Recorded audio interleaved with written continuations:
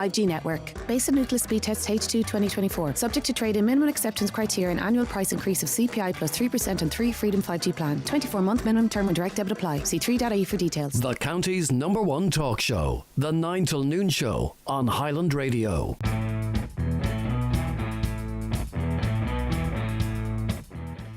Well, it is the 9 till noon show. Very good Monday morning to you all. It's Michaela Clarke in for Greg Hughes today. We've lots to come on the show as always, so make sure to stay tuned. You can also watch us live on highlandradio.com, our YouTube channel, or Highland Radio's Facebook page.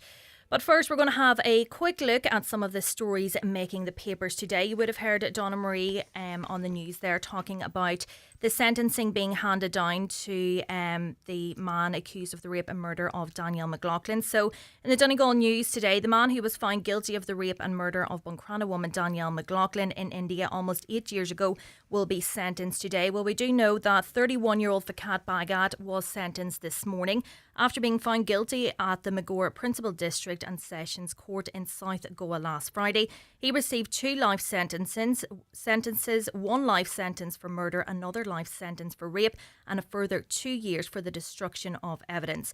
Those sentences will run concurrently. Bagat can apply for release after 14 years in prison, and he has already spent 7 years in prison. We will be speaking more on that shortly. The Donegal News writes, though, that Miss McLaughlin's mother, Andrea Brannigan, and her sister, Jolene, travelled to Goa to hear the verdict on Friday. And if you're listening to the show on Friday, you will have heard them both speaking to Greg as well. Well, family solicitor Desmond Doherty issued a statement on their behalf following the conviction. He says there was no other suspect or gang involved in Danielle's death, and Fakat Bagat was solely responsible for cruelly ending her beautiful life, the statement read.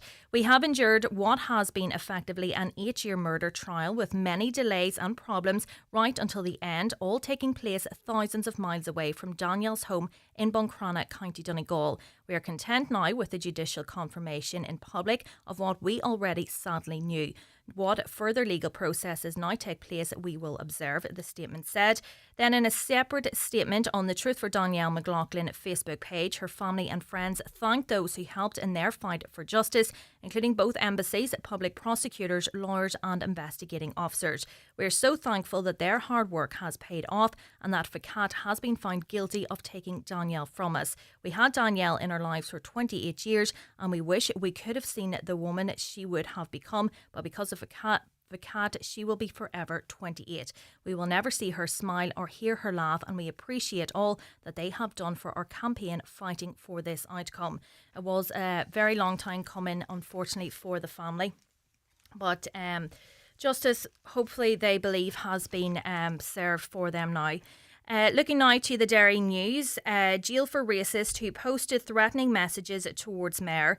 A man described by District Judge Barney McElhone as a racist has been jailed at Derry Magistrates Court for posting threatening messages towards the Mayor of the city, Councillor Lillian Seenoy Barr. Kevin Barry McIntyre, 31, of Miller Street in Derry, had been convicted of 2 counts of sending messages of a menacing nature on May the 2nd and May the 4th last year. The court heard that the post about the North's first black mayor was headed terrorist alert and said Councillor Seenoy Barr would be removed from the city dead or alive. He was interviewed by police on May the 5th and responded that everyone leaves Derry dead or alive. He denied making threats and said that was simply one interpretation of the messages. Defence counsel Michael Donoghue said his client had always accepted he had posted the comments but maintained that he did not intend to put anyone in fear. He said the messages were posted on McIntyre's own social media account and there had been no direct contact. The barrister said that perhaps the defendant had learned a lesson and suggested a community service sentence. We know that people in elected offices, they are subject to abuse all the time. The judge in this case also highlighted posts about the MP for Foyle, Colm Eastwood, where McIntyre said he was responsible for deaths due to the COVID vaccine. Judge McElhone said McIntyre deserves no consideration from this court, nor would he get any. Moving on now to the Irish Daily Mirror. Ireland has the second highest rate of new cancer diagnosis in Europe, a report has found. Despite the country being leaders in curtailing tobacco use, it has also been revealed that mortality rates from the disease, while improving, are the third highest in Western Europe.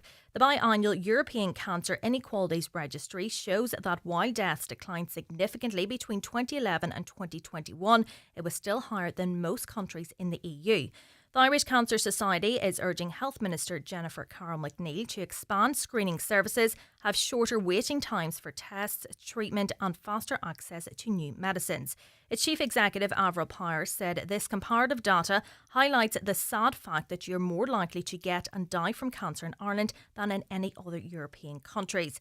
It must serve as a wake-up call to the government. Without urgent action, individuals and the state face an enormous cancer burden in the coming years. Much of this could be avoided by tracking the delays in diagnosis and treatment that are Ireland's biggest obstacles to improve outcomes.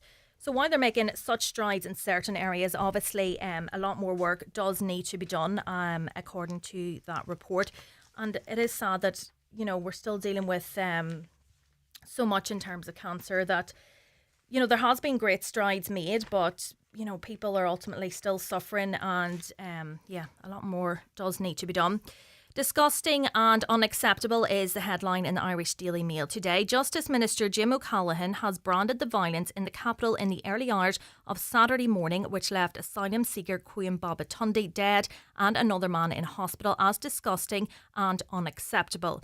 Mr Babatunde, 34, a Nigerian national, was found with serious knife injuries and was rushed to St James's Hospital but died. A second man who also suffered stab wounds was treated at the same hospital for non-life-threatening injuries.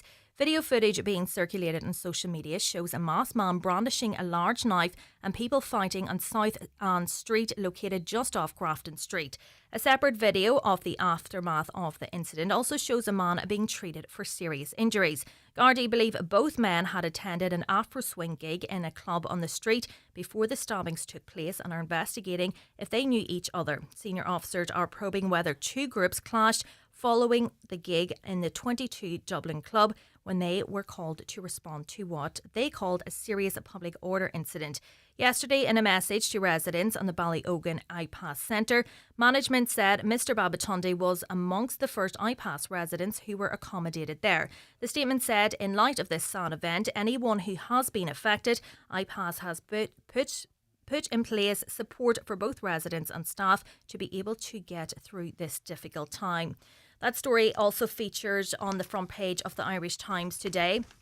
They also have some figures.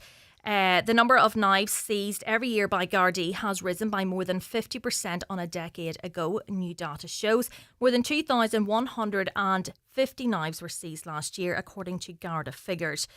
That they want then to talk about the murder investigation that has now been launched.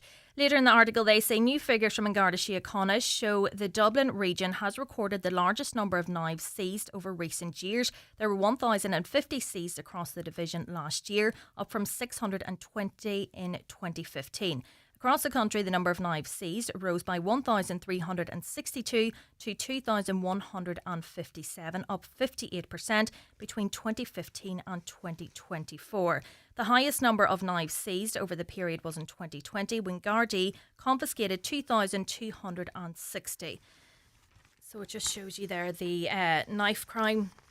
And funny, I was listening to the radio coming down this morning, and they were talking about knife crime and how people say Dublin city centre is a no-go area, and then the argument was, I don't think it is a no-go area, but I think you could just be in the wrong area or wrong place, wrong time, unfortunately. Now, a story that we have covered numerous times is featured in the Irish Independent today. The headline reads, 10 people died, it can't be business as usual, Creeslough families react to plans. So families of the people killed in the explosion in Creeslough have expressed their deep hurt and strong opposition over plans to redevelop the site of the tragic blast. A decision is due on Wednesday over a controversial planning proposal to construct a new shop and filling station at the scene where 10 people lost their lives in October 2022. The plans, originally submitted in April last year, also include a small space for a memorial garden as well as a proposed memorial lighted feature to commemorate the dead. Over 30 objections have been lodged to the proposal, including dozens of pleas from grieving family members to stop the development.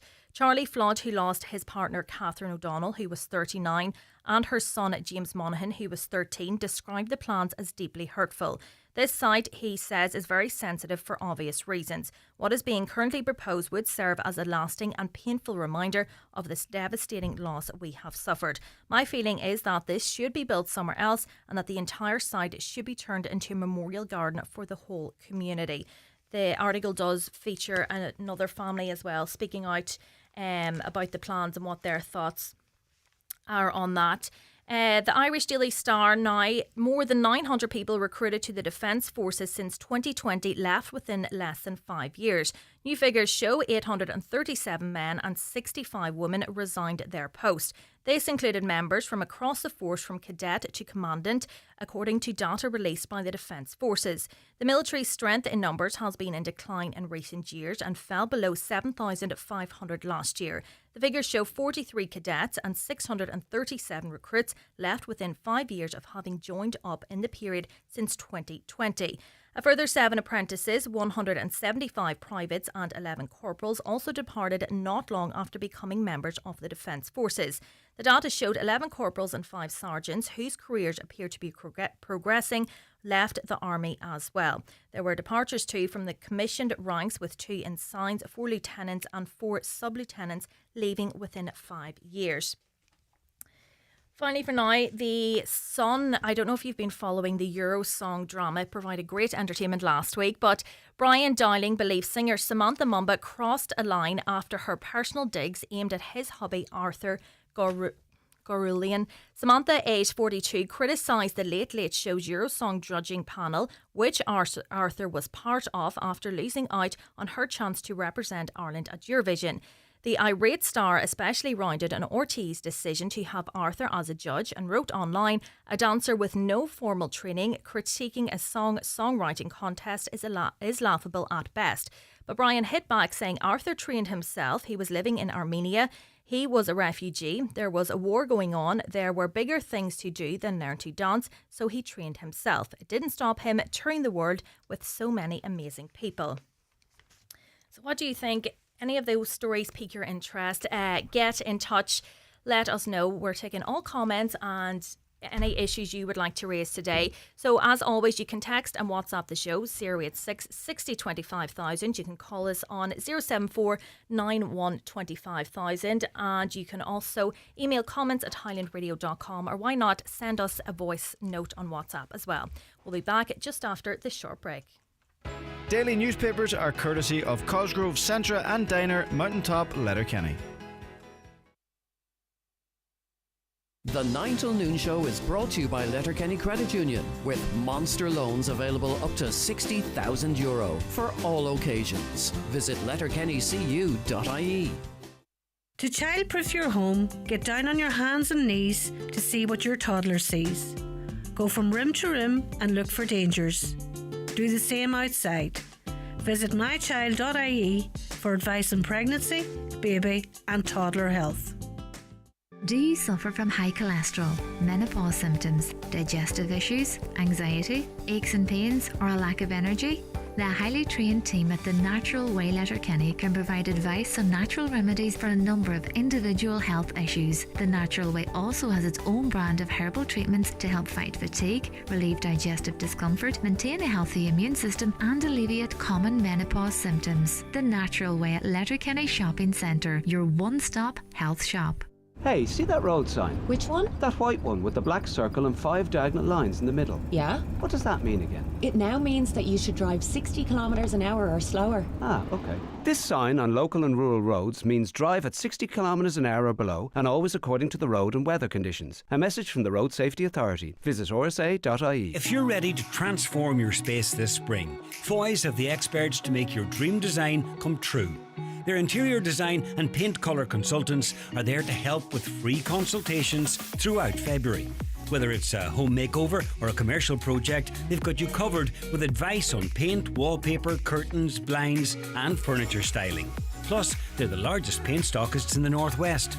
Book your consultation today and let Foy's bring your interior to life.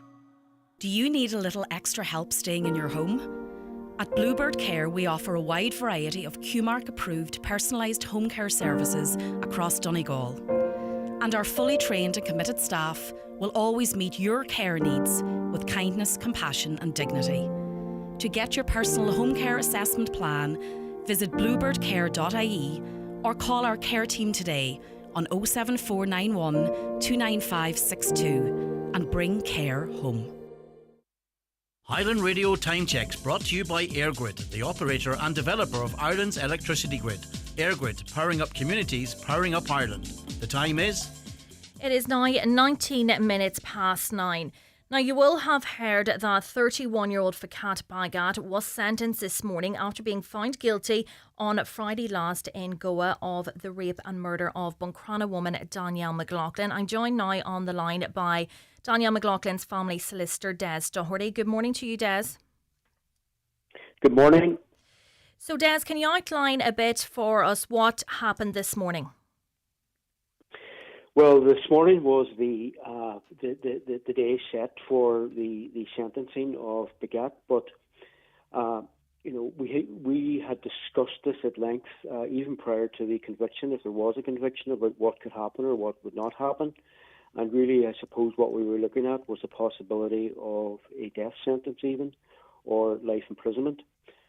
So life imprisonment was imposed in the case this morning, together with some further sentencing in respect of the destruction of evidence, so to speak, I suppose, which was Danielle's belongings and that.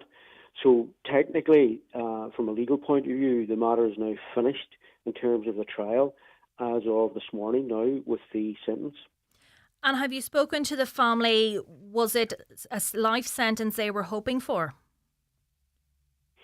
Well, Andrea had always said in advance of this, because again, this was a matter that we had discussed, at length prior to today, is that this would always be a matter for the court, and she didn't want to interfere or be critical. And I think all your listeners will agree that she's conducted herself with the highest degree of dignity that could be shown in the horrific circumstances of the case. So life imprisonment, is the maximum in terms of that scale of a sentence.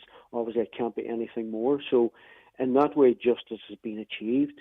The cat has been convicted and he's received a life term. So from the criminal point of view, there's nothing more that could be achieved. And is there a suggestion now or a possibility that this sentence could be appealed on his behalf? Well, in the same way that the sentence is a matter for the court, any appeal is a matter for the defence and the defendant. It's not uncommon, in any jurisdiction, and our own included, that a defendant would publicly say or intimate that they're going to appeal the sentence the minute it is pronounced. So I don't know any of the details of that, but that really isn't for today, because a defendant obviously can appeal either against the sentence itself but not appeal the conviction, or a defendant could appeal against the conviction and the sentence. But again, that's a matter for the defendant and the defendant's lawyers, which under due process and in the law, any defendant is entitled to do if an appeal is open to them. And this has been such a journey for the McLaughlin and Brannigan families. It's been in court over 200 times. Do they feel that today is a significant day, that they can draw a line under this? Yeah, well, I think Andrea had said this morning that she was simply just glad it was over, because it has been exhausting. But what I would say, which is different from legal systems in Western Europe to a large degree, what was different is that in this case, under the Indian penal system, Andrea was granted, as Danielle's mother, a right of representation at the court with her own lawyer. So we were able to instruct a gentleman in India, Mr. Vikram Verma, to represent Andrea's and the family's interest at the trial in India, so he had a seat at the trial assisting the prosecution. Now, we weren't allowed to cross-examine or question witnesses, but we had a presence at the trial, unlike what sometimes you find in many criminal trials in our own jurisdictions, is that the family may turn up at a trial to view it, and they may speak, and the prosecutors may advise them what is happening. But in this case, we actually had a presence in the trial, which was very, very helpful because of the distancing of the event. Now, obviously, the frustration arose with the fact that the court did not sit every day. The trial did not start and then sit from Monday and from 10 o'clock until 4 each day, 5 days a week. It sat one day, and then it would sit 2 days, and sometimes not sit at all. And that dragged the trial process out. But also, as well, in the middle of it, people shouldn't forget that we had the pandemic, and that obviously then caused major delays and major problems. So it has been a very, very long process. It has been 8 years, but Andrea would say, she was saying last week, and when I was speaking to her before she had left, it just felt like yesterday. It felt so close. She can't believe that the 8 years, has gone by.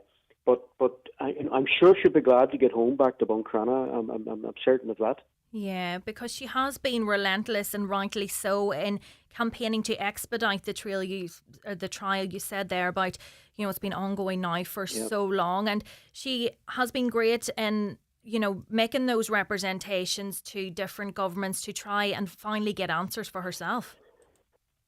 Yes, well, I mean, that is another factor that I particularly learned in this case, is that the assistance of the Irish consulate and the British consulate as well really was fantastic. I was very, very much impressed with that, because it very much assisted me, because we were relying on information that was flowing back, and everything had to be confirmed. And when you had confirmation from the consular staff, on top of the confirmation from Mr. Varma, it was extremely helpful, because again, in the times that we are in the world that we live in, at the early stages of the trial and at the early stages of the investigation, of course, Andrea was, fed a lot of information, and her family would have been, as anybody would have been, and a lot of young people, by social media.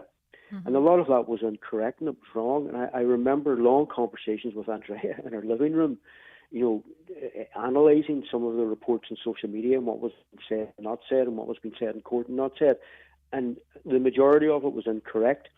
So to have the official confirmation and to work with the consular staff and the lawyer in India was testament to Andrea, because you could find somebody, for entirely different reasons, wouldn't be able to deal with that level of, I suppose, legal bureaucracy and political bureaucracy, because it's quite difficult. Yeah. Because you must be very patient, you must be very polite, and you must respect the process. So if Andrea had been critical too much, I suppose, of the Indian legal process or the consular staff, well, you would find then in reverse, you may not have got so much help. And one other factor as well, which I noticed during the course of this, was the fact that while the British and the Irish consular staff were all extremely helpful, because the case went on for so long, you would find that the staff changed, or they moved on to new jobs or to different departments. Right. So you built up a relationship with the individual, for 6 months to a year, and then they would understand Andrea, have a good sense of contact, but then they would move to a different department, and you had to go through the whole process all over again.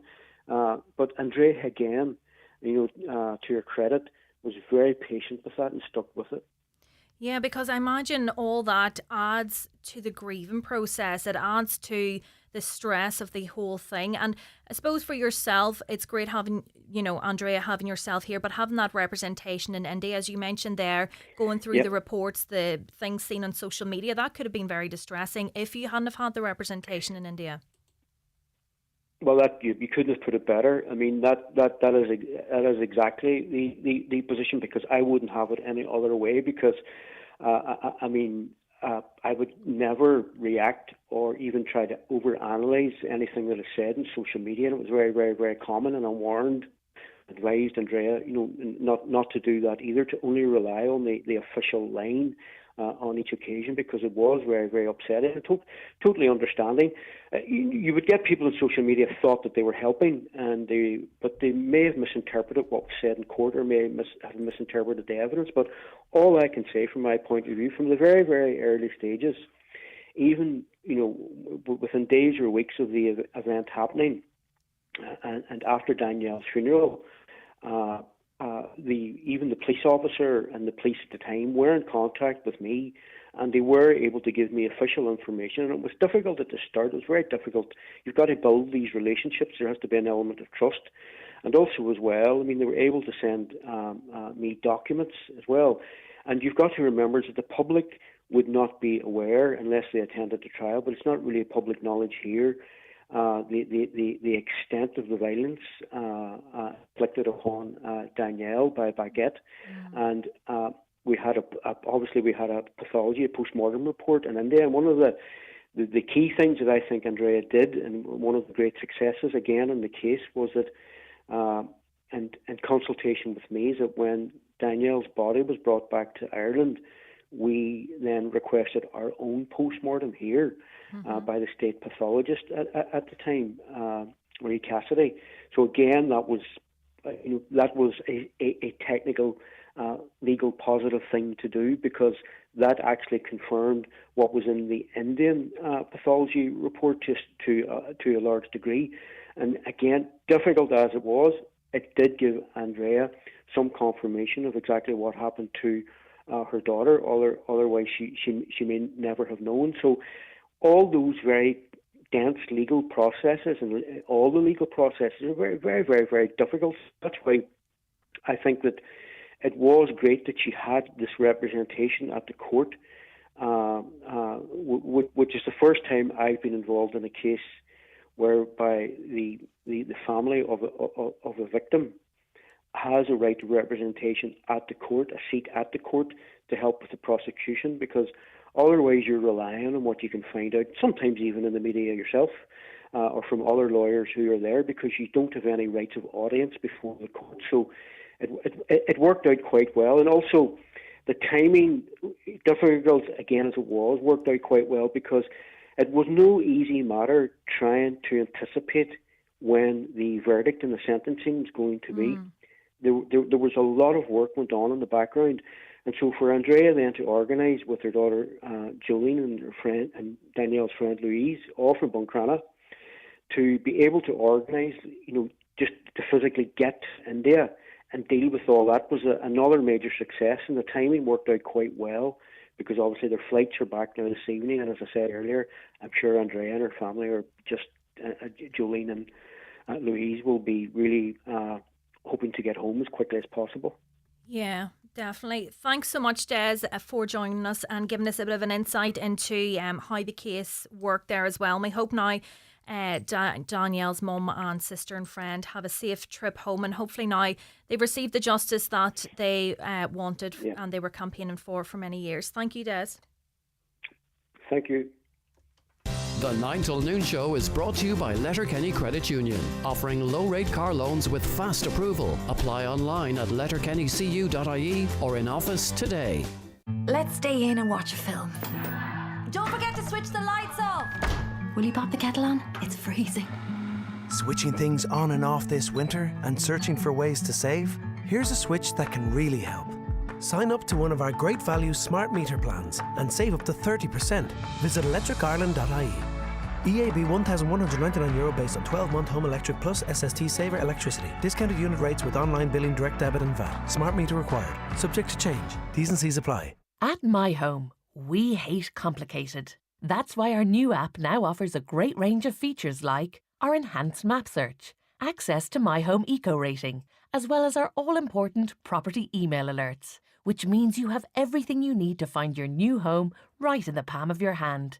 Download the new My Home app today. When it's confirmation time, it's time for a trip to Watson Menswear in Letterkenny. Choose from a great selection of top label, casual and formal wear. Blazers and jackets with shirts to match. Denims, chinos and footwear from big names like Diesel, Cavani and Tommy Bow. Buy your confirmation outfit at Watson Menswear and one lucky person will get their money back. Stand out on the big day at Watson Menswear. Open 7 days a week on Main Street, Letterkenny and at watsonmenswear.com. Visit Century Complex for a perfect family day out. Kids will love exploring Century Play, hours of fun in Century Golf, and lots of tasty options available at Backstage Bar and Grill. And at Century Cinemas, we're showing romantic comedies like the new Bridget Jones and Mad About the Boy. Get in touch on 074 9121976 or visit centurycinemas.ie for more information. Making the move away from diesel? Don't get confused. Get excited at Kelly's Toyota Letterkenny and Mount Charles. Experience the power of choice. From our unrivaled hybrid range with no plugging in, to plug-in hybrids and the fully electric BZ4X, we have the right car for you. With incredible offers, including power-up boosters of up to €2,500, make the move at Kelly's Toyota Letterkenny and Mount Charles. Toyota, built for a better world. T's and C's apply. Watch the show live now on YouTube, Facebook, and at highlandradio.com. Now, you may have seen that managers at the National Ambulance Service have been instructed not to bring their staff vehicle home and out of hours until a dispute over benefit in kind has been resolved.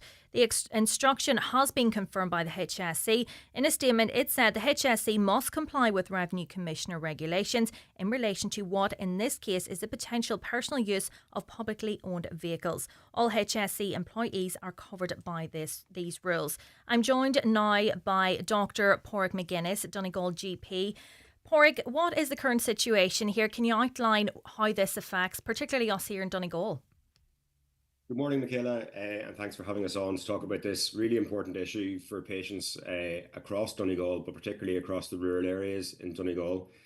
This all stems from the fact that there are 7 senior ambulance personnel from Donegal, several across the country, but the 7 in Donegal specifically, who bring home their ambulance jeeps at the end of an evening and park them in rural areas and communities across Donegal.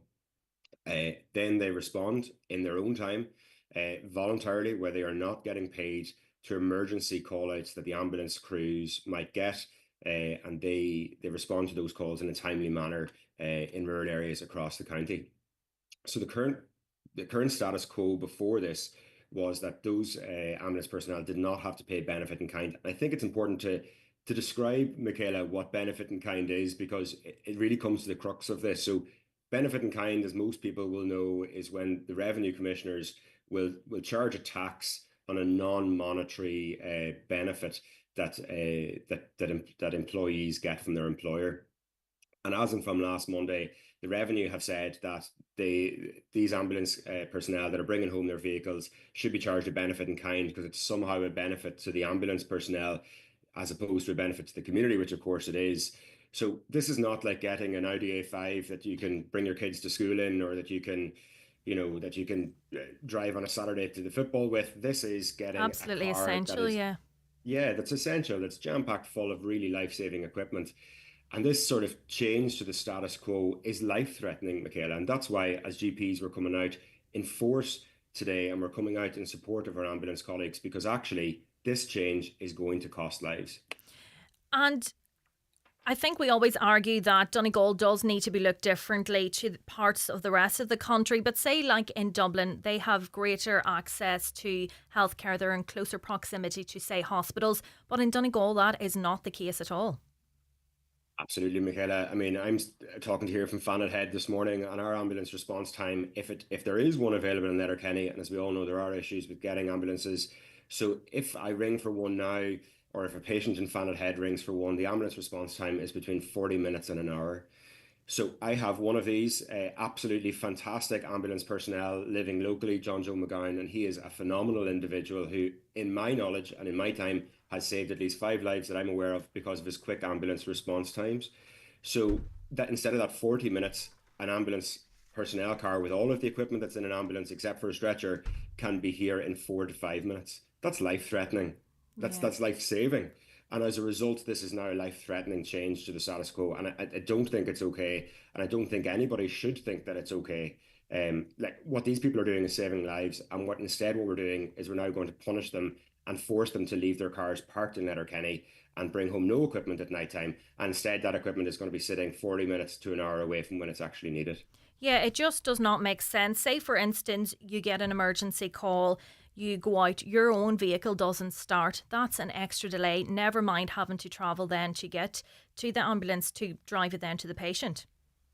I mean, absolutely. It's just it's a phenomenal nonsense, really, and it's a nonsense that's created by a bureaucratic system somewhere where revenue commissioners have decided that ambulance personnel should be treated the same as any other member of the HSE staff, and that's just not true. They just don't do the same thing.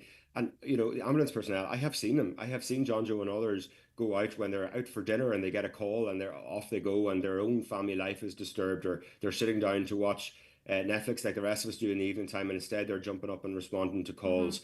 This is a benefit to the community, not a benefit in kind to those individuals, and it's not acceptable. Another blow to healthcare in rural Ireland that's already under pressure, that's already struggling, and I'm worried about my patients and their safety having to wait for an hour to get an ambulance when there could be one sitting 4 or 5 minutes away. And do you anticipate that there could be any U-turn on this? Look, Michaela, there has to be a U-turn on this. That is just the reality. I mean, I think it's important the context of this is our government, their first piece of legislation was that they increased the amount of junior ministers, and they increased the amount of that those junior ministers got paid. For context, they all get a ministerial car which is parked in rural communities with a driver. They do not pay benefit in kind. So why would we then treat ambulance personnel that are actually working day and night, voluntarily, I might remind everybody, voluntarily responding to calls, and now we are going to charge them a benefit in kind? That's just not sustainable. So they'll leave the cars at the base rather than bringing them home. There has to be a U-turn here, Michaela, and that U-turn has to come from the ground up. So if you're listening to this today and you are living in rural areas across Donegal and you think that this service should not be removed from you, then you need to let people know that that's not okay. Like I'll be doing today. I'm writing to the Minister today. I'm also going to speak to all of the 5 TDs in the county today, and I'm going to remind them that this is a blow, a life-threatening change to the status quo, and it needs to be reversed today. Well, one of those who you speak of on the ground is Debbie McLaughlin. She joins us as well this morning. Good morning, Debbie. Good morning, Michaela, and good morning, Dr. McGuinness. So, Debbie, you're one of those that's affected, and you are obviously concerned about this. Oh, I'm deeply concerned. I'm deeply concerned for my family and for the community, and it's just a big blow for us, and we've relied on JJ McGowan for nearly 8 years. He's been serving our community and responding and saving lives, Michaela. Like, I personally know at least 3 lives that has been saved because of this service and the response times, quicker, as I say, and as Dr. McGuinness pointed on, the waiting times for our ambulances in our rural areas could be up to an hour. That's providing there's one in Letterkenny, whereas JJ is on your doorstep within 10 minutes. And what, it's shocking. If you yourself were to travel to the hospital, how long would that take you, Debbie? Well, I'm here now in Kerrykill, Michaela, so providing yourself traffic and all that, you are looking at a good 35-40 minutes. And you yourself had an incident, did you, where you did call upon JJ? Yes, I did. Thank you for taking that up. My son awoke one night with breathing difficulties, like he was struggling. So we rang 999 and JJ landed actually into my kitchen within 10 minutes, administering that medication to help him breathe while we waited for an ambulance to come. And we have no doubt that night, that if we didn't have JJ, our son would have been gravely ill and maybe worse. He could have died, And that is the stark reality, Dr. McGuinness, that it's not a case of if, it's a case of when something could happen. Well, look, it happens every day of the week, and that's just the reality of healthcare in rural areas. And we're so lucky to have individuals in rural areas who have skills like this, and we should be rewarding them. We shouldn't be punishing them for it. I mean, this is what we're responding to here is things like heart attacks and cardiac arrests, or strokes, or car accidents. And they're time-sensitive things where you need people there with equipment and with skills, and you need them there soon. And, I really am calling on our politicians, particularly the Fine Gael and Fianna Fáil ones who hold the ministries for finance and for health, to reverse this really simple action. It can be done with a stroke of a pen with a ministerial order where they just exempt senior ambulance personnel from benefit in kind on vehicles. I mean, it's a no-brainer. Everybody wants it. It's not costing the state any money, and it's just bureaucratic nonsense. And Debbie, you're planning to kind of gain a bit of momentum here as well and organise a public meeting around this. Yes, Michaela, that is the plan.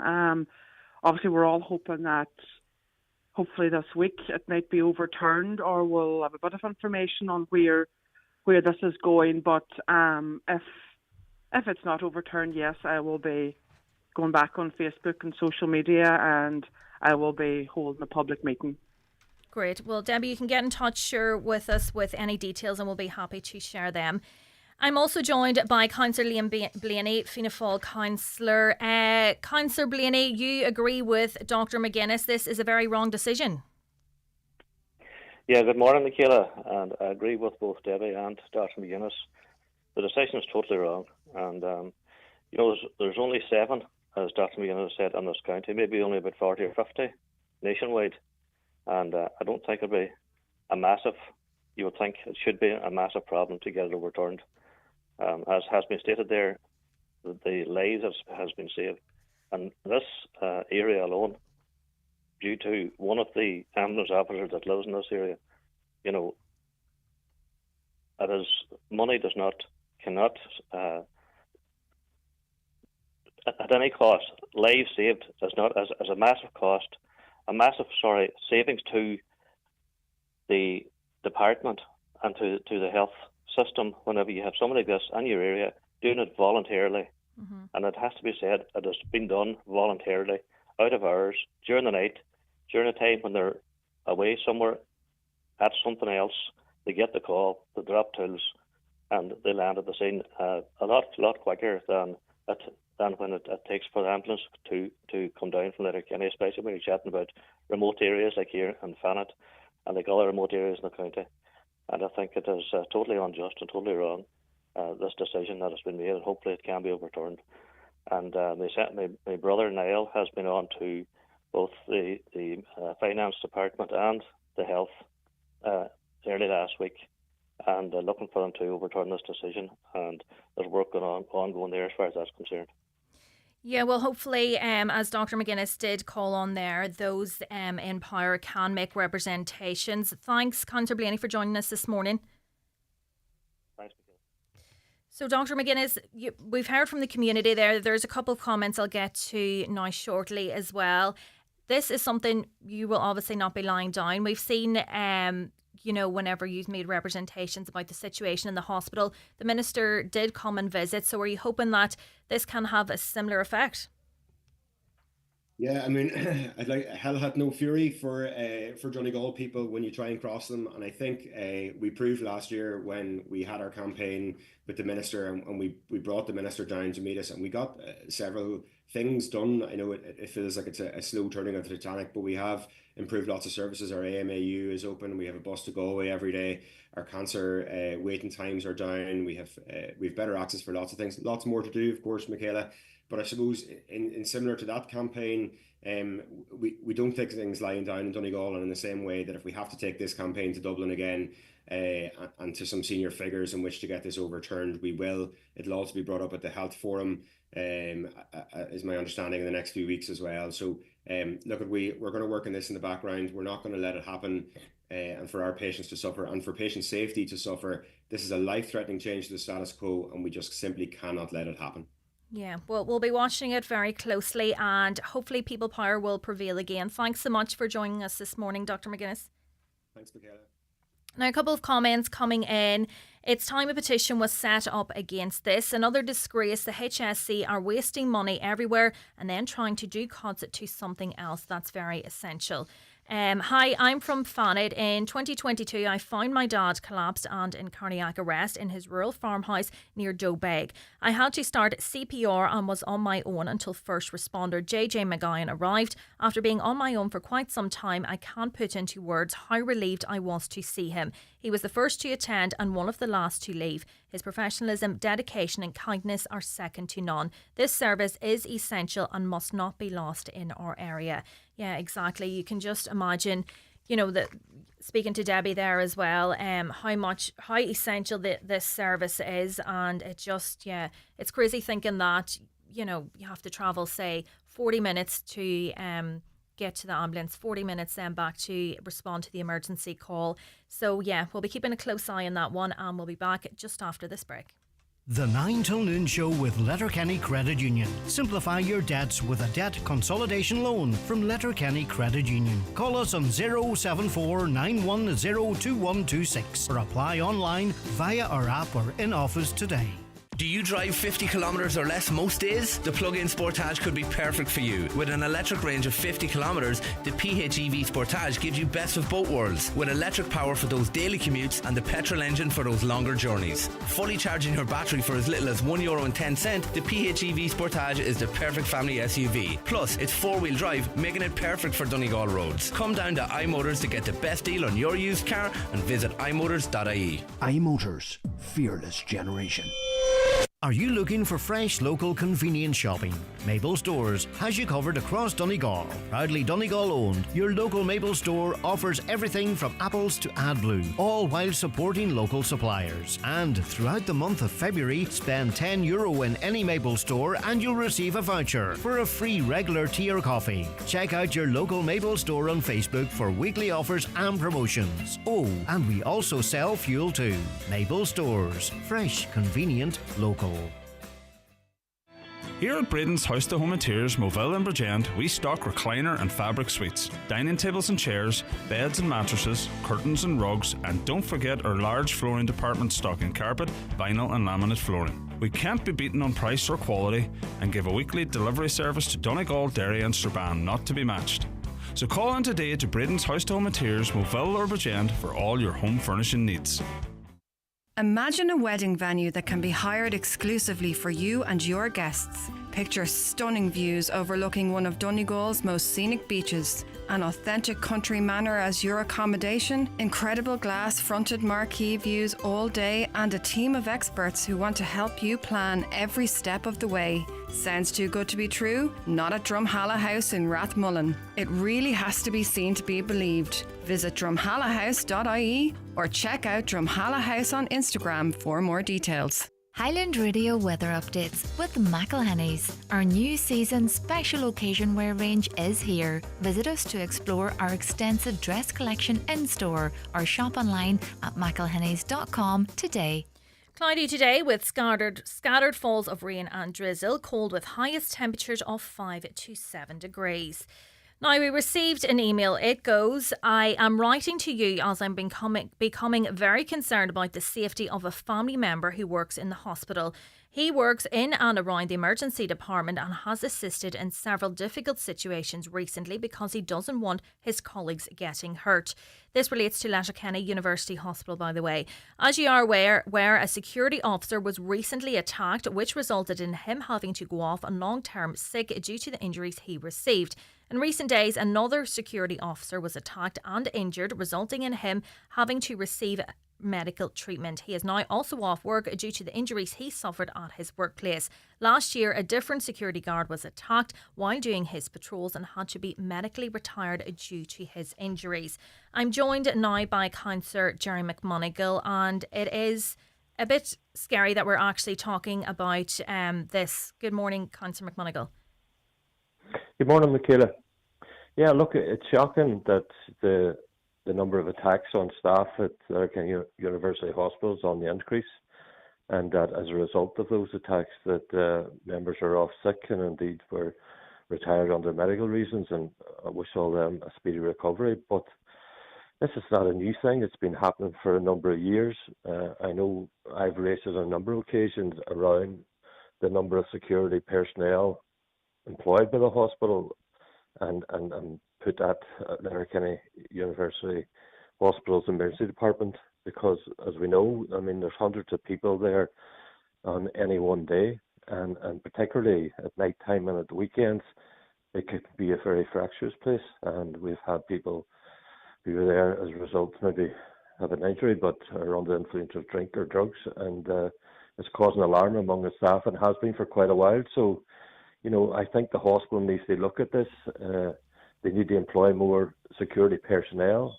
I don't think that it's suitable that they depend on porters who have their own work to do to intervene and support the one or two security personnel that are on duty at any one shift. So I would certainly call for the hospital to look at how many security people they have employed at the hospital and to increase that numbers due to the fact of the attacks are rising and the amount of people who attend the emergency department. And do we know at this stage if these attacks are being carried out by people under the influence? Well, I mean, from you talk to the staff there, they would tell you that a lot of the time it is people who are under the influence of drink and drugs.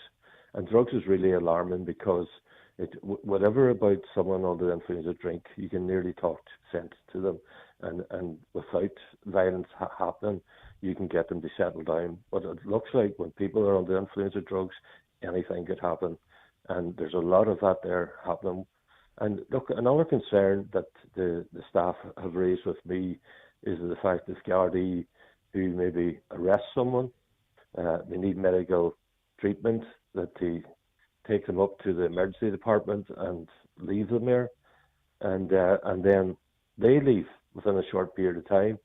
And my information is the most recent attack resulted in that, and where the person became violent, and as a result now we have one of the security personnel off sick due to his injury. So, you know, there's a role for the hospital, but there's also a role in relation to Gardaí when they bring people to the accident emergency to ensure that they behave themselves and that they stay there long enough to ensure everything's okay. And it's a very difficult situation because obviously if someone needs medical attention, they need to be cared for. But is there any system in place that they can be put into a different room until, say, they calm down, depending on their injuries? Well, look, we know the restrictions in relation to space at the emergency department that we have. It's just not big enough for what people are there already. But people need to understand too that, you know, when you're in need of medical attention, you're going to the place where you're going to be treated and looked after really well, you know. And I can't understand why people would take their anger out on someone who's actually doing good for them and helping and assist them. You know, people's mindsets need to change. It's not in relation to, oh, let's have a special room and put them in there. People just need to change how they behave. And when they go into accident emergencies or wherever, that if they're being looked after by doctors, by nurses, by the porter staff, whoever's on the hospital, should it be the receptionist that takes their names and details and all, they need to be polite. They need to be patient and understand that they're not the only ones there. But I know, all right, when people's under the influence of drink or drugs, that they don't think like that. But, you know, in that case, we need to ensure, and the hospital needs to ensure, that there's enough personnel, security personnel, who are well trained to deal with this. And sometimes prevention is better than the cure. You identify early days if someone is going to kick off, then maybe an early intervention there, talking to them, you know, calming them down. Not, you know, there's not enough security there that because they've other work to do around the hospital, so they're not all 100% in the emergency department all the time. So this is where the porters, and I see a response from the hospital that the porters are trained in anger management and all that, and that's fine, but that's not their job. Their job is to deal with patients, to get them. And if, for instance, a porter was, you know, off taking someone to the X-ray department and an incident broke out, you know, they're not there to provide that additional service. No, their job is to ferry them back and forwards. Of course, in the course of that type of job, you would get anger management training because you're dealing with the public and you're dealing with situations at times that upsets people. What we're talking about here primarily is the Accident and Emergency Department, especially in the evening times when people are under the influence of drinking drugs, and the significant number of people that attends our emergency department now, there is not enough security personnel there to deal with any given situation. And now we're 2 down. There's 2 off sick now at the minute, and I would like to know what is the hospital, and I've actually asked the hospital this, and we're waiting a response from them as to what they're doing to keep the quota and numbers of security up to the level it was. Yeah, well, definitely a very serious issue that does need to be addressed. Councillor McMonigal, thanks for joining us this morning. Okay, thank you. Well, that's the first hour of the 9 till noon show over. The news at 10 is up next, and we'll be back just after that. The 9 till noon show is brought to you by Letterkenny Credit Union. Digital loans now available. Apply online or via our app today and get your loan transferred directly to your current account. Ah, that's the sound of Calor, of cosy movie nights in, shove over, of the post-match get the cold out of your showers, a fry-up on a Sunday morning. It's the sound of homes running on easy, efficient energy. And right now, homes not on the gas network can get a free boiler by switching from oil to Calor gas for their home energy and heating. So every day sounds a little more like this. Nice and toasty in here. Calor, the energy that connects us. Terms and conditions apply. See calorgas.ie for details. Packing, passports and racing to check in. Holiday prep can be pure chaos. With your travel money, that's one essential you can tick off long before you leave. Pop into your local post office today and sort your travel money in cash or card instantly. Or sign up for a card in the On Post Money app and top up before you go. No commission on foreign currency, no need to pre-order, no fuss. Visit your local post office today. On Post Money. Make your money matter more. T's and C's apply. On Post Money currency card is issued by PPS USA pursuant to license by MasterCard International. PPS USA is authorised by the National Bank of Belgium and is regulated by the Central Bank of Ireland for conduct of business rules. On Post is authorised by the Minister for Finance to provide foreign currency cash. Get the job done with the right tools or equipment from Watson Hire in Letterkenny. From power tools to hand tools and diggers to dumpers, you'll find all you need at Watson's. Scissor lifts, generators, power washers, whatever you need to get the job done. For a fast and reliable hire service, contact Watson Hire listening in Letterkenny on 9167777 or see watsonhire.ie. Bridgend Bureau de Change is now open at Rafferty Circle K Bridgend for all your euro, sterling and dollars. Contact Bridgend Bureau de Change at Rafferty Circle K Bridgend. Planning a wedding or caravan fees to pay? Call into Rafferty Circle K Bridgend for all your currency needs. Bridgend Bureau de Change, the #1 Bureau de Change in County Donegal. Authorised and regulated by the Central Bank of Ireland. Live on air, online and on the Highland Radio app. This is Highland Radio News. Good morning, it's Donna Marie Doherty with the news at 10 o'clock. A 31-year-old man has been sentenced to life in prison for the murder of Danielle McLaughlin in India. Local man Vikat Bhagat was convicted last Friday for the rape and murder of Miss McLaughlin in March 2017. The 28-year-old Donegal native had travelled to India 2 weeks previously to go backpacking. He was handed 2 life sentences this morning, which will run concurrently. Des Doherty, the family solicitor, says justice has finally been achieved. Life imprisonment, is the maximum in terms of that scale of a sentence. Obviously, it can't be anything more. So, in that way, justice has been achieved. The cat has been convicted, and he's received a life term. So, from the criminal point of view, there's nothing more that could be achieved. The man who brought forward the Omagh bombing inquiry says he hopes it can answer all the questions for families. Former Secretary of State Chris Heaton-Harris spoke to reporter James Gould. The real IRA terror attack in 1998 claimed the lives of 29 people plus 2 unborn babies. Mr Heaton-Harris met the families of Omagh numerous times over the years and said while not all wanted an inquiry, he felt he had to announce one. One of the biggest concerns for me as a human being was that people would be reliving the trauma of this almost as if it was yesterday or last week, and what that does to people. There were still a number of unanswered questions that they wanted the answers to. The first stage of the inquiry comes to an end this week.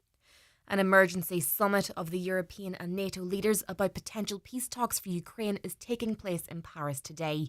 French President Emmanuel Macron called the meeting to discuss how to respond to talks between the US and Russia to end the war.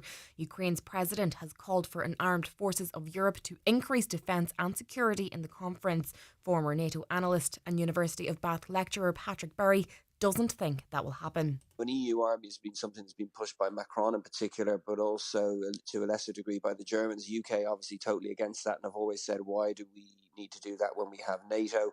And the US would say, well, we would rather to have them, NATO as the only show in town, because guess what, we have influence over it. Housing measures to protect against bird flu are now in force across the island. Over the weekend, it was announced 64,000 birds are being culled in County Tyrone over a suspected case at a commercial poultry farm. The housing order means bird keepers must keep their birds indoors, separate from wild birds. President of the Ulster Farmers Union, William Irvine, is in support of the move. We welcome the measures, but every poultry farmer needs to be very sure and strict on his biosecurity. We all have our part to play here. A crackdown on short-term rentals and incentives for developers to build apartments are some of the measures expected to be discussed by ministers today.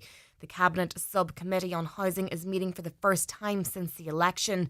It comes as government faces criticism after failing to meet housing completion targets last year. Former chair of the Housing Agency, Conor Skehan, doesn't think the government should consider a new tax break for developers. Have we learned nothing? Have we learned nothing? Incentivising investment in housing is what destroyed the Irish entire economy before.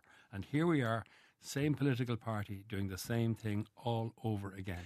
Incentivising investment, treating housing as an investment as opposed to a service, I think that people live in, is what has destroyed housing. 1 in 5 drivers in Ireland own multiple cars, while cost is apparently the main barrier to buying an electric vehicle. The 2025 car index from GoCar also shows 21% of under 35-year-olds are considering giving up their main vehicle. Family commitments and commuting to work are the main reasons for people having multiple cars, while 1/3 of those surveyed said they'd driven less since the pandemic. 77% of car journeys in Ireland are completed in less than 30 minutes, according to that index. Looking now to the weather forecast. Cloudy today with scattered falls of rain and drizzle, cold with highest temperatures of 5 to 7 degrees. That's all for now from Highland Radio News. Back again with headlines at 11 o'clock.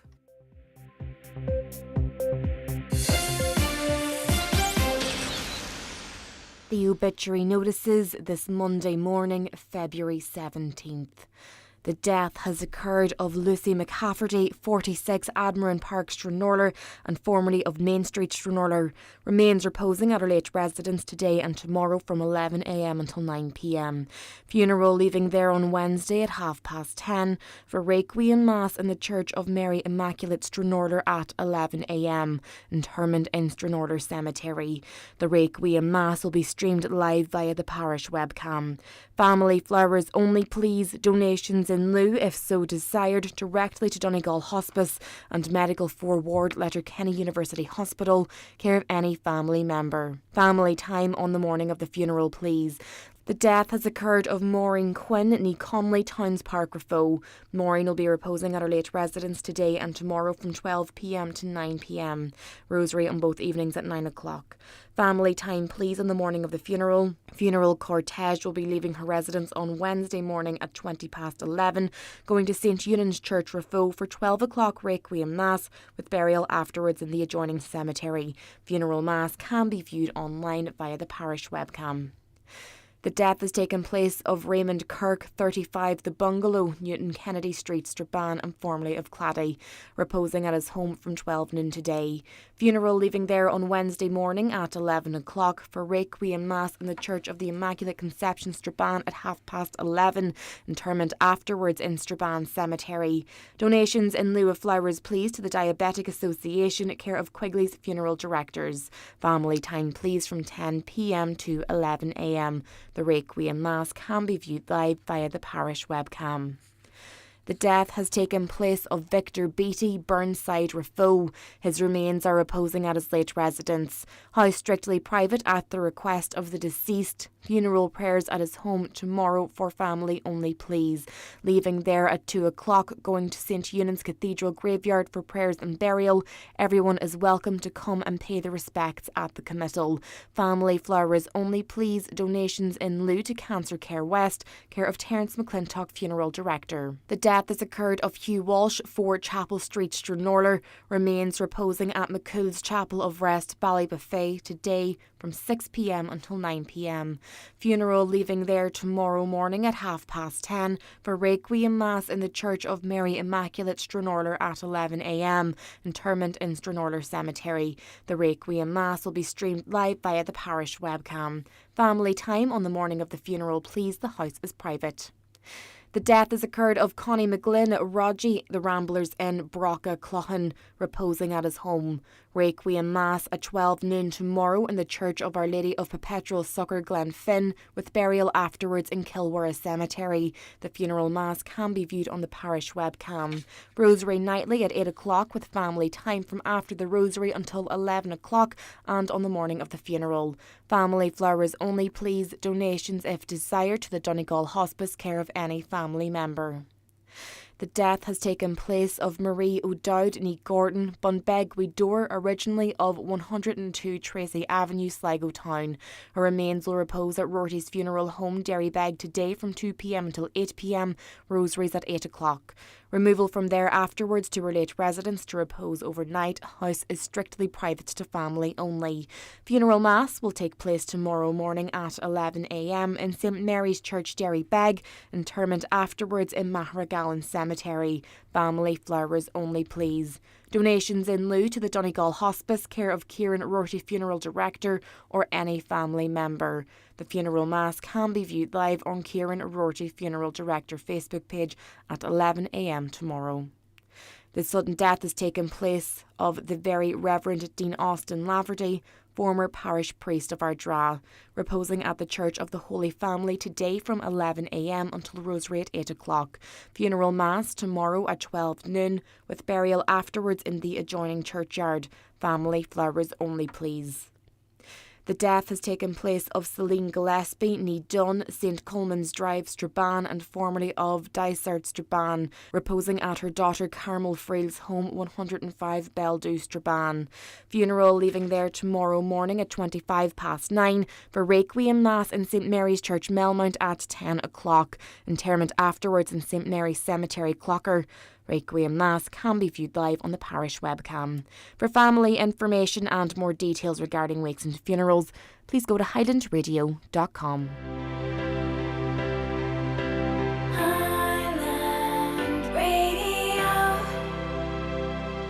The county's #1 talk show, The 9 till Noon Show on Highland Radio. Cervical Check provides free cervical screening for women aged 25 to 65. HPV cervical screening is one of the best ways to reduce your risk of developing cervical cancer in the future.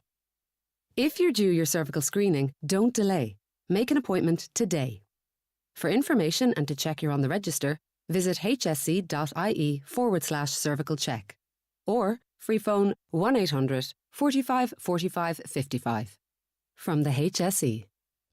Hi, welcome back to the 9 till Noon show. It's Michaela Clarke in for Greg Hughes this morning. We were talking earlier about ambulance staff now being told not to bring their work vehicles home until a dispute over a benefit in kind has been resolved. Well, we have been contacted by Councillor Joy Baird. She's supporting a campaign to stop the removal of the ambulance vehicles being taken home by staff. She has sent us in a WhatsApp message, and here is what she had to say. Good morning, Michaela. It's Councillor Joy Baird. I really couldn't believe what I was hearing when I heard that they were considering this to be a benefit in kind to these absolute heroes in our communities that bring the ambulances home from work in the event that someone does need emergency assistance. To have that taken away in our rural communities, it beggars belief, I'll be honest. It just beggars belief that it even would be considered. As I said, these people do this voluntarily. It's a valuable resource in our communities. It's life-saving, and it's absolutely ridiculous that anyone would think this is acceptable. Common sense must prevail in this instance, and I would like to support any campaign to get the ambulance to be allowed to be brought home the way they have been for many years. And I'd just like to thank those ambulance personnel for the tireless work that they have been doing on a voluntary basis when they get home from their full day's work. It beggars belief who thought this was a good idea, and I too will be writing to the Health Minister and the Finance Minister to stress my concerns about this being removed from our rural communities. It makes absolutely no sense whatsoever. Yeah, I do think it's going to leave a lot of communities in fear. Now, another listener says you don't see the guards or firemen taking their work vehicles home with them. Another says the current government seem determined to attack the people of Donegal via the healthcare system. This seems to be a common avenue of attack used on the people of Donegal by the political establishment in recent years. We actually have many Donegal TDs in Dublin, but it's not helping. This would indicate there is no political solution to the Donegal healthcare problem. Another person says it's an absolute disgrace that we're losing our ambulance response vehicle. Lives will be lost due to this change. John Joe McGuyan is such an important person in our area. We must, as a community, fight for this service to be kept. Well done to Debbie is the message for highlighting this. So yeah, Debbie has said that she will possibly organise a public meeting if there's no U-turn on this. Another health issue we were discussing was attacks on security staff, a very concerning one, because it begs the question, if people are attacking security personnel at the hospital, who is next if, they can't deter them? So comment in says, not enough security in Letterkenny Hospital. Sligo have more. There should be an audit done in Letterkenny and Sligo to compare the staff. For far too long, this issue was ignored by hospital management. Security is seen to be isolated within the hospital system. They forget that they have a duty and care to security in the hospital, as they are hospital staff as well. And another listener says Sligo have 4 security guards per shift. Letterkenny only have 2.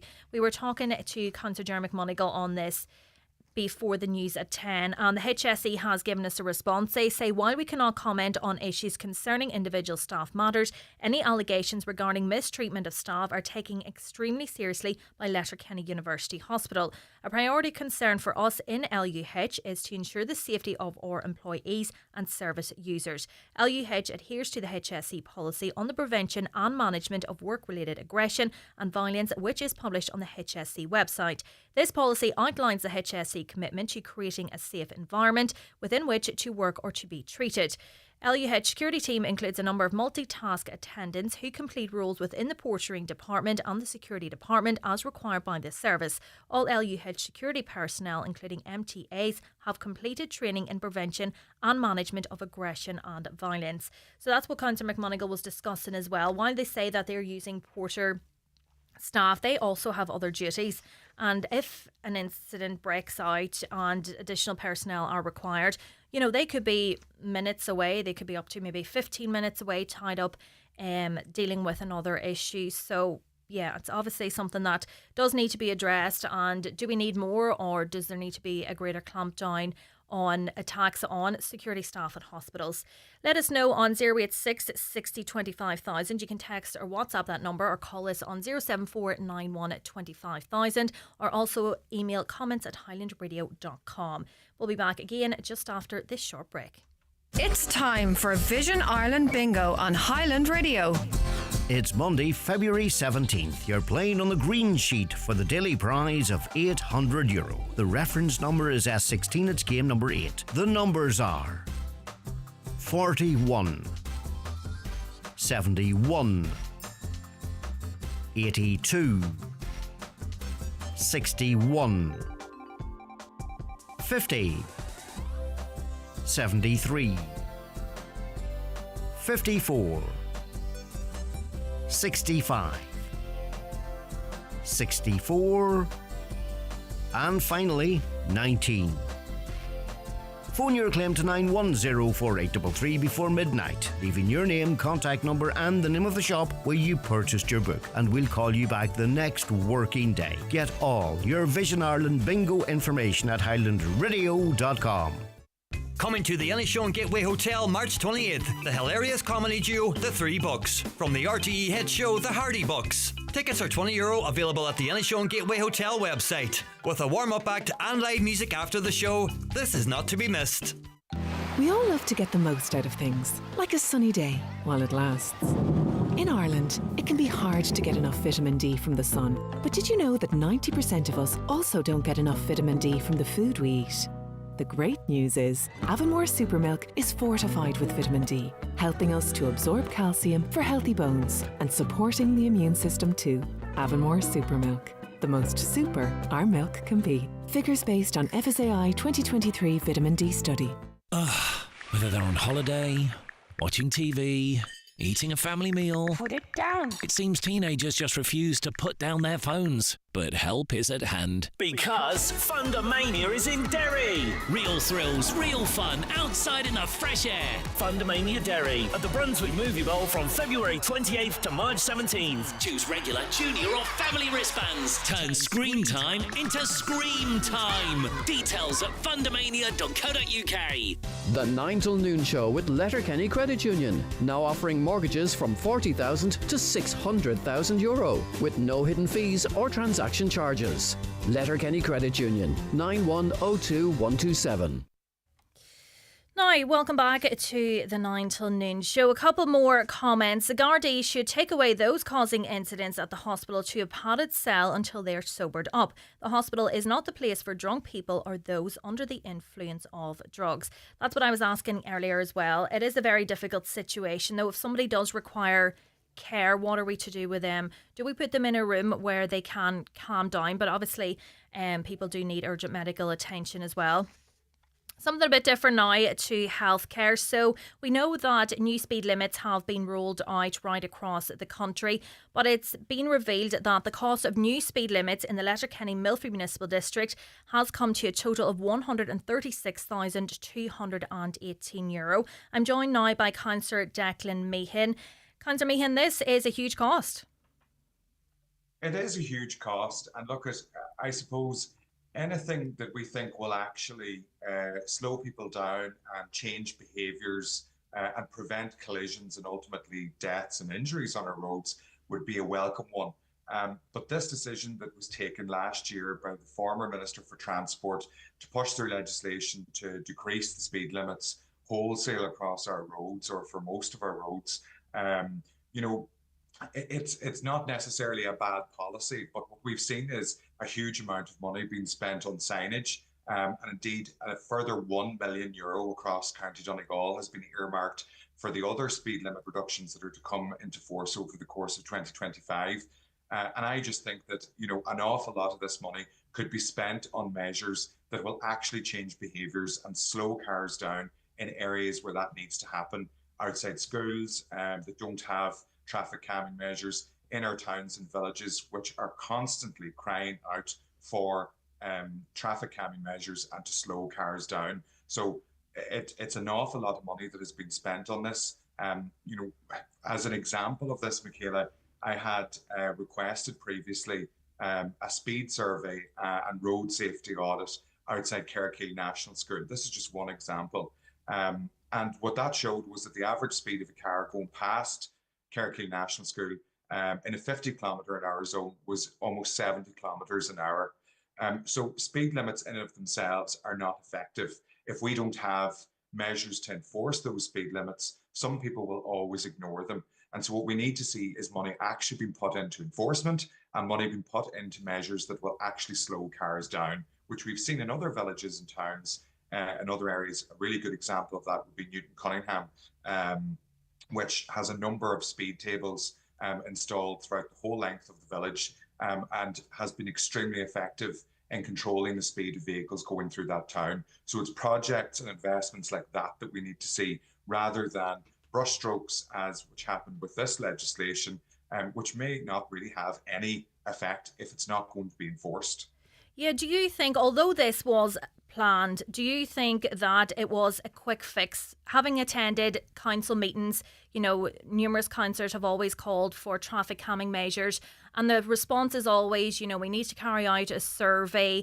The works could take 2 years to complete, but then they've reduced the speed limits now. But as you say, the argument is and always has been that this will not deter people from speeding. No, and look, I mean, the evidence shows that any speed survey that takes place at the request of a councillor, for example, 99% of the time shows that the average speed in those speed limit zones is much higher than the speed limit itself.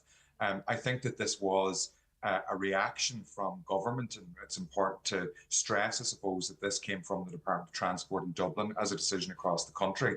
It was a decision by government to be seen to be doing something to react to the increasing numbers of road deaths across the country. We have far too many road deaths. Speed is an issue on that, but enforcement is the thing that's lacking here.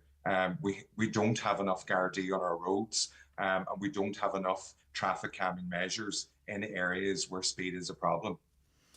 Do you think that there could be more speed cameras? I know we have the new one there between Manor Cunningham and Newton Cunningham, but do you think that, by reducing these speed limits, that, as you say, greater enforcement does need to be implemented? But there is a fear around speed cameras, so if there was more erected, that people would adhere to the speed limits. I know you say we need more Gardaí in the ground as well, but that speed camera does instill a bit of fear in motorists.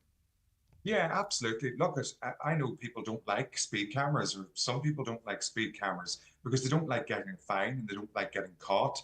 But the message here is don't speed. That's the bottom line. Speeding causes risk to life. That's the long and short of it. And I think that any infrastructure that we can put in place that incentivizes people to adhere to the speed limits and to drive more safely is absolutely necessary. And I would like to see more of that infrastructure in place across the county, 100%. In terms of our static speed cameras, they're few and far between across the county, but they are effective. And anything that's effective, I believe, should be invested in.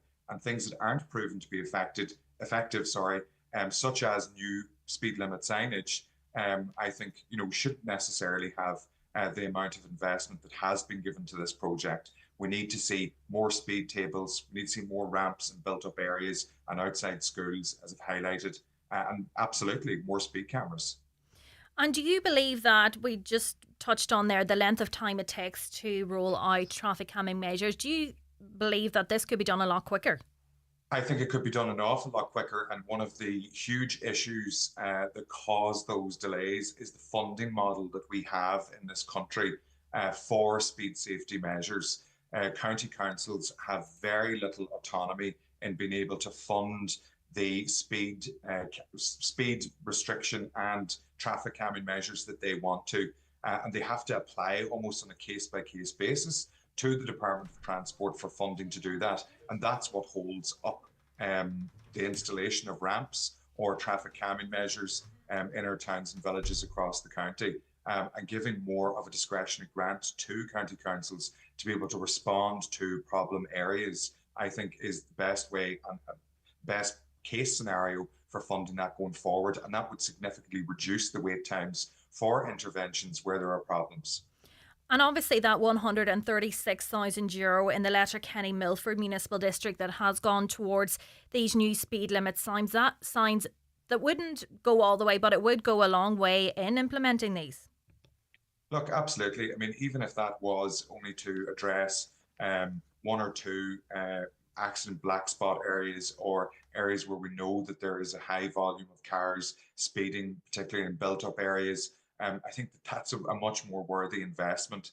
And as I say, it's not that I think that reducing speed limits is a bad idea wholesale. I think that is a welcome development. Some of the roads that are now a 60-kilometre-an-hour zone are not fit for anything more than that because of the condition of the road, the width of the road, etc. But it is about putting money into what will actually be effective, which is measures and infrastructure and enforcement that will slow people down. Councillor Meehan, thanks for joining us this morning. Thank you. Yeah, that is an awful lot of money. And by the time you spread that out around the county, it could go a long way in installing traffic calming measures. I know the ones that Councillor Meehan referenced in Newton Cunningham, that does definitely slow down the traffic there. A couple of comments coming in. Imagine the cost of these speed reduction measures nationwide. It will be well into the millions, and to be honest, it's not going to work in my opinion. I was on an 80km/h road the other day and someone passed me approaching a corner at well over 100km/h. I was doing 80 and this lady in a BMW Jeep made me look like I was standing still. She was flying. Speed limits don't apply to people like that, it appears. How can these poles cost this amount of money? It's just a metal pole with a bit of cement. I suppose it goes into the design.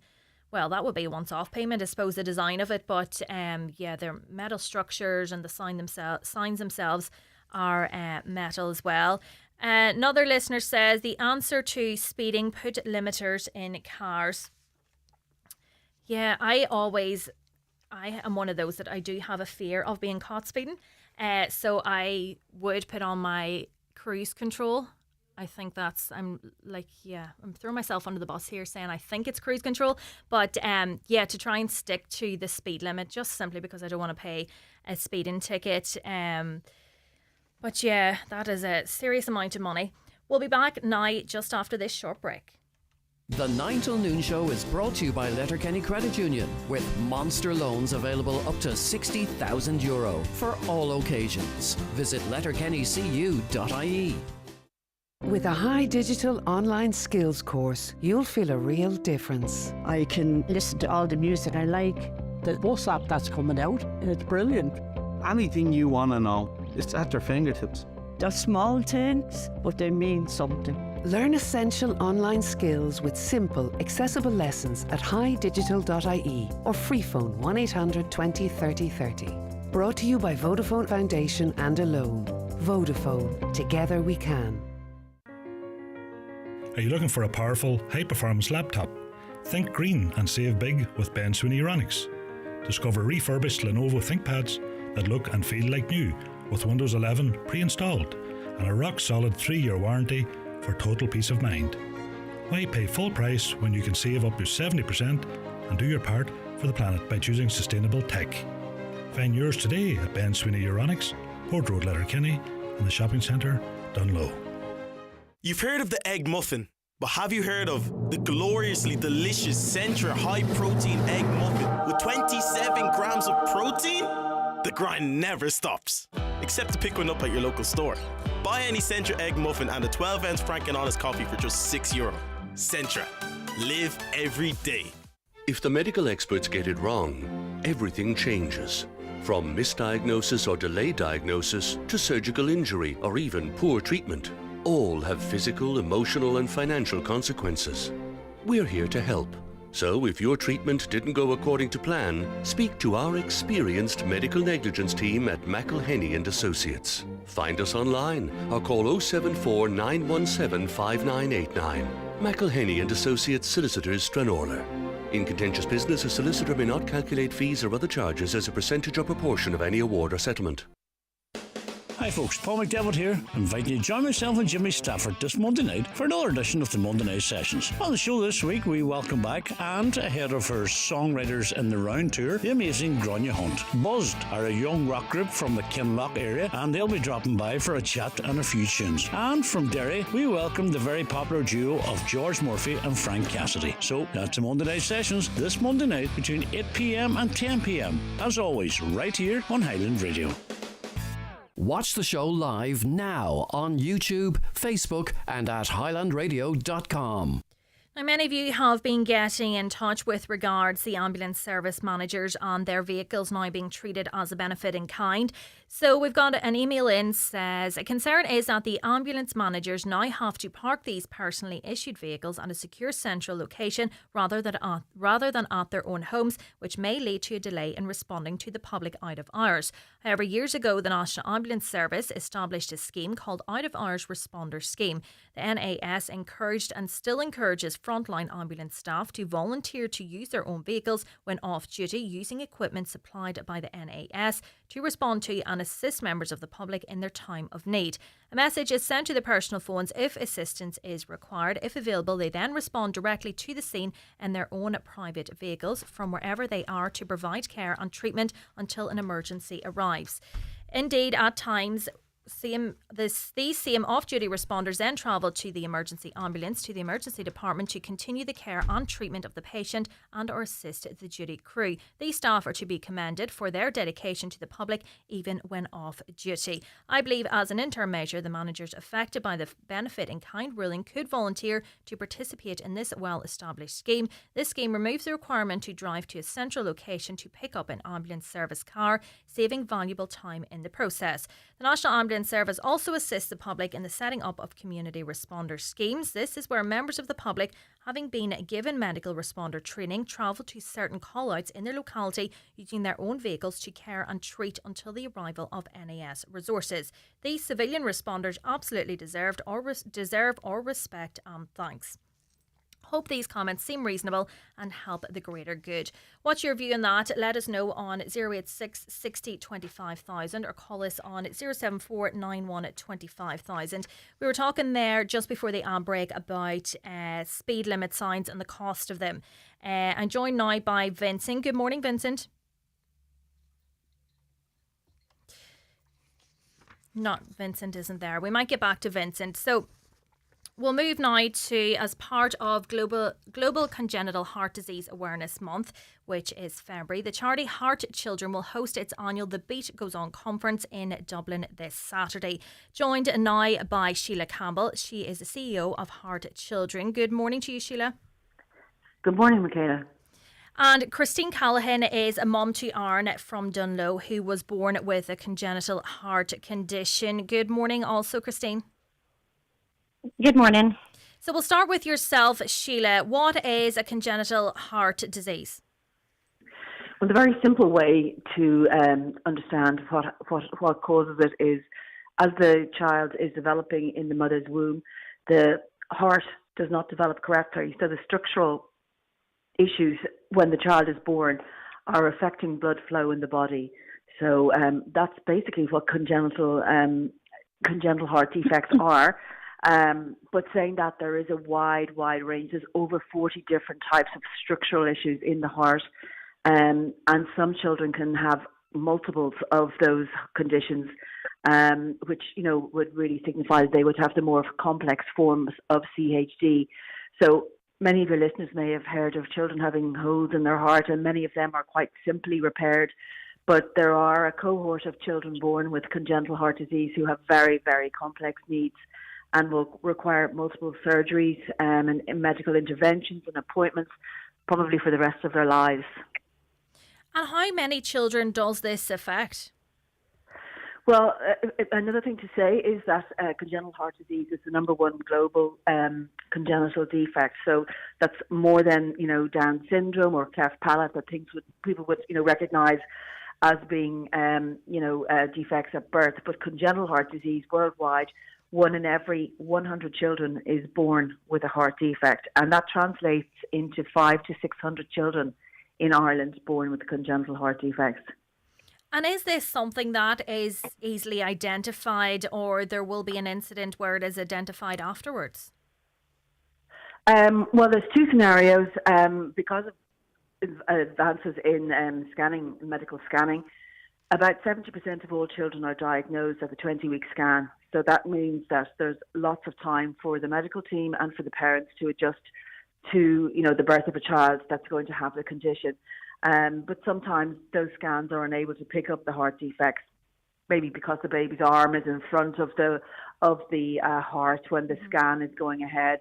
So there are that other 30% then who are diagnosed at birth or shortly afterwards. Sometimes it can go undetected and it can be picked up at a later point. But importantly, as I said, medical advances are now able to pick up 70% of children very, very early on in pregnancy, so there's plenty of time to prepare for their delivery. Christine, did you discover that your daughter had a congenital heart disease during a scan? Yes, so Erin is a twin, and she's an identical twin, so we were getting a lot of scans anyway, but it was picked up by the amazing ultrasound team in Letterkenny Hospital. Picked it up at the 20-week scan that Aaron's heart just wasn't quite right. So then, from the birth of Aaron, what has your journey been like? a roller coaster of events, really. So just given the complications of the pregnancy with Aaron, and then the fact that they were identical twins, they were delivered, quite early at 33 weeks, and we delivered them in the National Maternity Hospital in Hollow Street.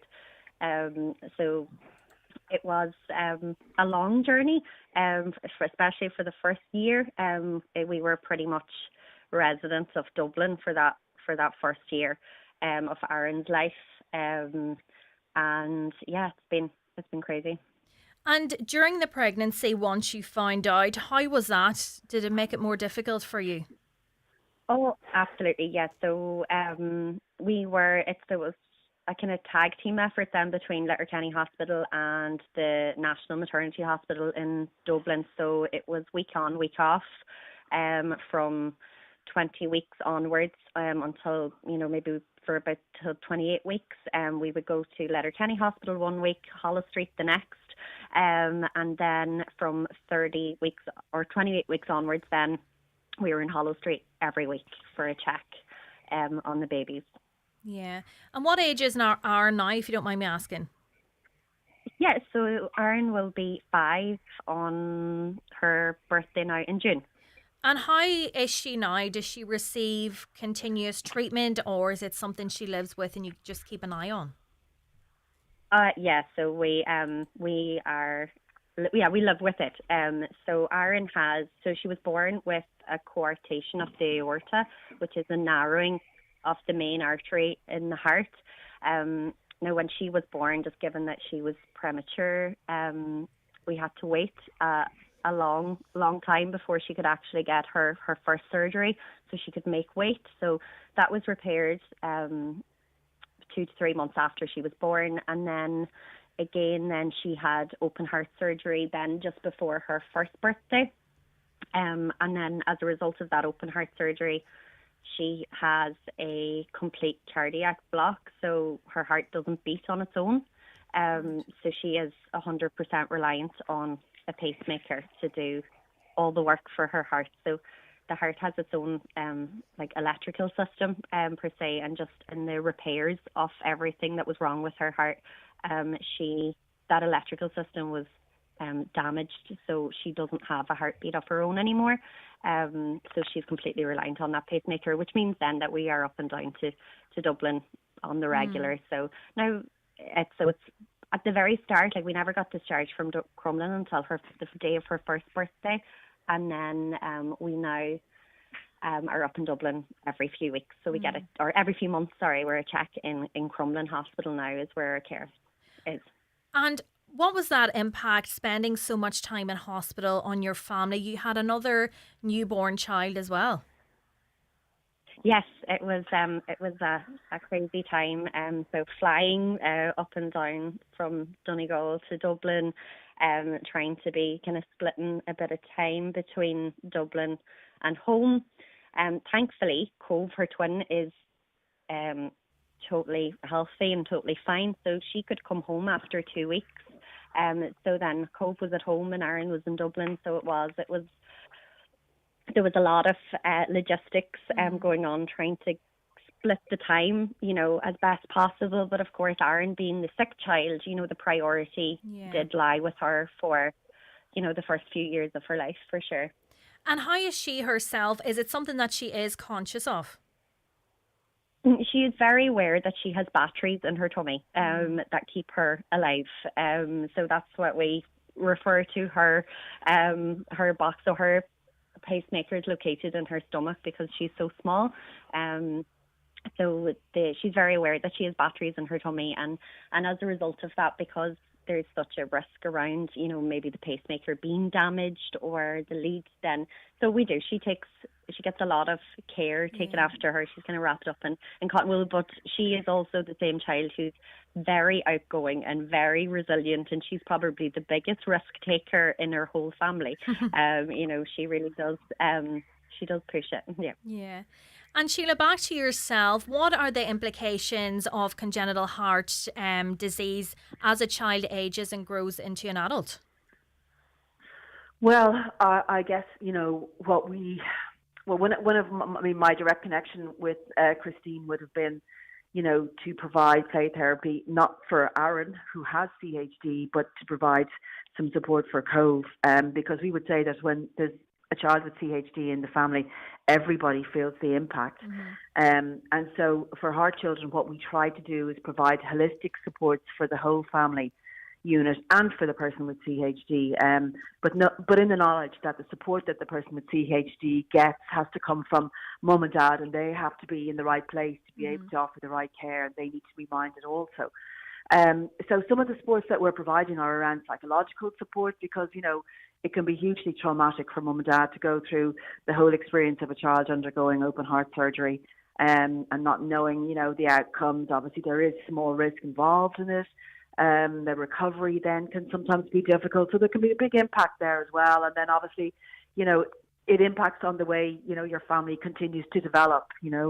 And then for the child whose mum and dad are missing and gone, possibly from time to time because they're with the other sibling who's in hospital for a period, that too can lead to them having separation anxiety and fearfulness and sort of watchfulness and anxiety to see if mum and dad are going and where are they going and when will they be back. So the other thing that we provide, and we've begun to do, is provide play therapy for children around the country close to home. So it's completely free of charge, and we set up a system with somebody close to home and provide 14 sessions of play therapy. And interestingly, we're doing it equally as much for children with CHD as we are for their siblings. So clearly the need is great for support for the other children that are in the family unit. But as children grow on into adulthood, most children are having the same life as other children. They're not in any way different, really. But obviously, as Christine mentioned, where there is a child with CHD, they probably are minded and taken care of that little bit more, because of the inherent kind of danger that they have if they have something like a pacemaker. And so, contact sports would be a complete no-no for children, particularly with the pacemaker, but for any child with a heart condition, one knock could seriously impact them. Although, that's not to say that they can't take part in lots of other sports where there isn't that risk, of impact. But most children are going to school, doing what everybody else is doing.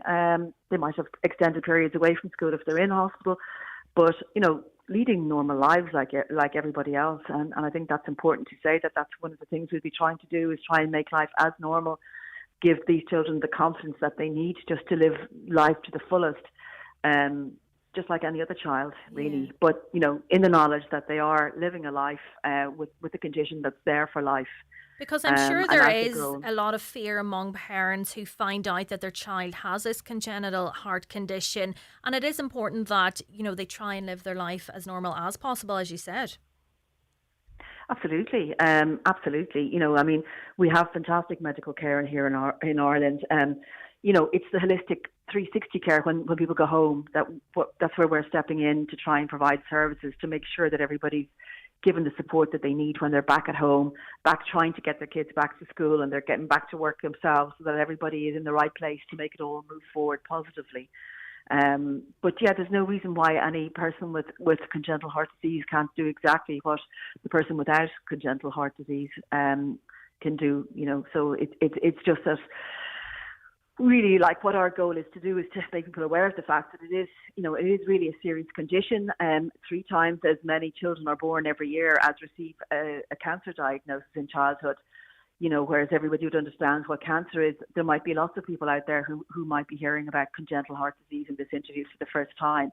And it's just to recognise that it's something that the child is born with. The child will have to deal with through their childhood and adulthood and for the rest of their life. And in some ways it will obviously restrict them. And as people get older, there can be issues for adults with CHD later in life in terms of getting life assurance, or getting, in some cases, if they have very complex CHD, even a driving license. So at a later stage in life, it can have big impacts in you as well. But obviously lots of people out there, I'm sure, listening, are doing at work,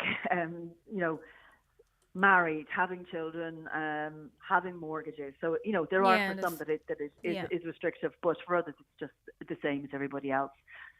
And Christine, how important was that support for you personally as a parent? Very much so. So Cove is Aaron's twin sister, and I feel like Aaron took everything that she's went through very much in her stride, whereas Cove was a very they're twins. They have a very close bond. So Cove does worry a lot for her sister, and that like kind of anxiousness or that anxiety has, you know, it has followed her through. So the making use of the play therapy for Cove is great. Yeah, it is really helping. Yeah, and it's so important to have that. Your priority and your primary focus is obviously on Aaron, but there's so many people, as has been outlined already, that are at the centre of this and going on the journey together. Oh, absolutely. Like we're a whole, our immediate and our extended family were impacted, you know, from our, you know, late night journeys, you know, to Dublin and having to get, you know, grannies involved and moving into the house for, you know, weeks at a time to look after the rest of the children while we were gone. And, you know, it clearly did. It had an effect on everybody involved. But then it was only after, you know, Cove started coming up a little bit that you realise, you know, she's very in tune with what is going on with Aaron, and the fact that like she goes to bed some nights and she wakes up in the morning and Mammy and Daddy and Aaron are gone. And although it might just be for a routine checkup and nothing, you know, sinister or serious, but you know, we're gone, and she doesn't know, are we coming back or when are we coming back? So she does, God love her, she does worry for Aaron. She's a great twin sister, and she's very empathetic, and she is Aaron's number one bodyguard, for the want of a better word. Brilliant. For her. But she, you know, she takes on a lot, and she does take on a lot of worry for her. So we're hoping that the play therapy will let her, you know, just, you know, enjoy her own 4-year-old little life as much as Aaron is enjoying hers. Yeah, and that is so important. So Sheila, the Beat Goes On conference in Dublin this Saturday. I assume anybody who has been affected can come along. Yeah, we're running 3 streams. So a stream for adolescents with congenital heart disease, one for adults with congenital heart disease, and one for parents. And there'll be, you know, different kind of sessions for each stream, and anybody who's in either it falls into any of those 3 categories is more than welcome to come along. It's free, and it's on in the offices of the Chartered Accountancy Ireland in Pearse Street in Dublin 2 from 9:30 till 3 o'clock on Saturday, this coming Saturday, the 22nd of February. And if anybody's interested in attending, they can register on our website at www.heartchildren.ie. Great. Thank you both, Sheila and Christine, for joining me this morning. The 9 till noon show is brought to you by Letterkenny Credit Union, offering low-rate car loans with fast approval. Apply online at letterkennycu.ie or in office today. Shannon Airport has officially been voted Ireland's favourite airport. Which was great to hear. Mind you, we've actually always thought we had handy parking, famously short queues, a great bunch of people, seamless security, and a list of amazing destinations to fly to. So really, it's just nice to know everybody else agrees. Officially Ireland's favourite airport. You can't really argue with that. Shannon Airport. Making it easy. Right Price Tiles, wood flooring and bathware are 27 years old, and to celebrate, we're offering up to 70% off everything in store. That's right, a massive birthday sale with up to 70% off all tiles, wood flooring and bathware. Everything's in stock. Right Price Tiles, wood flooring and bathware, up to 70% off birthday sale now on. Meet the all-new Ford Transit Connect and Transit Courier, both totally redesigned and equally hard-working, bold, versatile, and built to go the distance. The Courier, it's the van that delivers, literally. The Connect, the ideal companion for your business, no matter the challenge. And now they're smarter than ever, available in plug-in hybrid and electric. Small vans built for big jobs. Discover the Ford Pro range on Ford.ie or visit your local dealer today. There's bingo every Monday night at Halfway House Burnfoot. Doors open at 7:30 with eyes down at 8:30. €2,500 must go. The snowball is now €1,450 on 45 numbers or less. If you're not in, you can't win. That's Halfway House Bingo tonight at 8:30. In these difficult, turbulent times around the world, people all over Ireland are selflessly working to help those in need. The Irish Red Cross Humanitarian Awards are here to celebrate these incredible people. Go to redcross.ie and nominate a volunteer or group in the community who you think deserves an award. Nominations close Friday, 21st of February. The Irish Red Cross Humanitarian Awards. Because good deeds matter. Visit redcross.ie. Highland Radio weather updates with McElhenny's. Our new season special occasion wear range is here. Visit us to explore our extensive dress collection in store or shop online at mcelhennys.com today. Weather today, cloudy today with scattered falls of rain and drizzle, cold with highest temperatures of 5 to 7 degrees. Now, in a bid to raise awareness of Lyme disease, a group of students from the Ross's Community School in Dunloe embarked on a Young Social Innovators project. Two of them join me in studio now. They are Maeve Cannon and James Doyle. Good morning to you both. Good morning. Good morning. So, tell me, how did you get started on this? Well, basically, anytime just living in such a rural area, anytime you'd be during the summer out to training, out for a walk, you'd come home and you'd be covered in ticks. And when you're out walking your dogs and the cats and stuff are outside, they often come back covered in ticks, and it's important to be aware of that. And I suppose it's so important. I had mentioned that I have a dog, so I'm kind of aware of the ticks through that, but it is so important, the impact that it can have on humans. It is, yeah. People don't realise it, but it's a serious life-changing, debilitating disease. It can kill you in the most severe cases, but it's really a chronic illness. Yeah. So, James, have you had any personal experience with Lyme disease or being bitten by a tick? No, I have not had. I have been bitten by a tick several times, but I've never had this fear of contracting Lyme disease. Yeah. Thank God. But yes, I have been bitten by ticks many times. And I suppose that the aim of this project then is to make it easier, if you are bitten by a tick, to get the tick out. Yes, and to spread awareness about the diseases they carry. So if you are bitten by a tick, you are aware of the dangers. Yeah. So Maeve, tell us about this Tic-Tac-Go. So Tic-Tac-Go, our main aims are to educate about the effects of Lyme disease, how serious it can be. Also, we have curriculums and lesson plans for national schools just to educate about ticks. But our main focus is creating our tick removal kits, which have everything you need, along with an instructional business card that we designed explaining exactly how to remove a tick. So I can see it there in front of you. It's a lovely plastic box and it has, the everything, as you say, in it.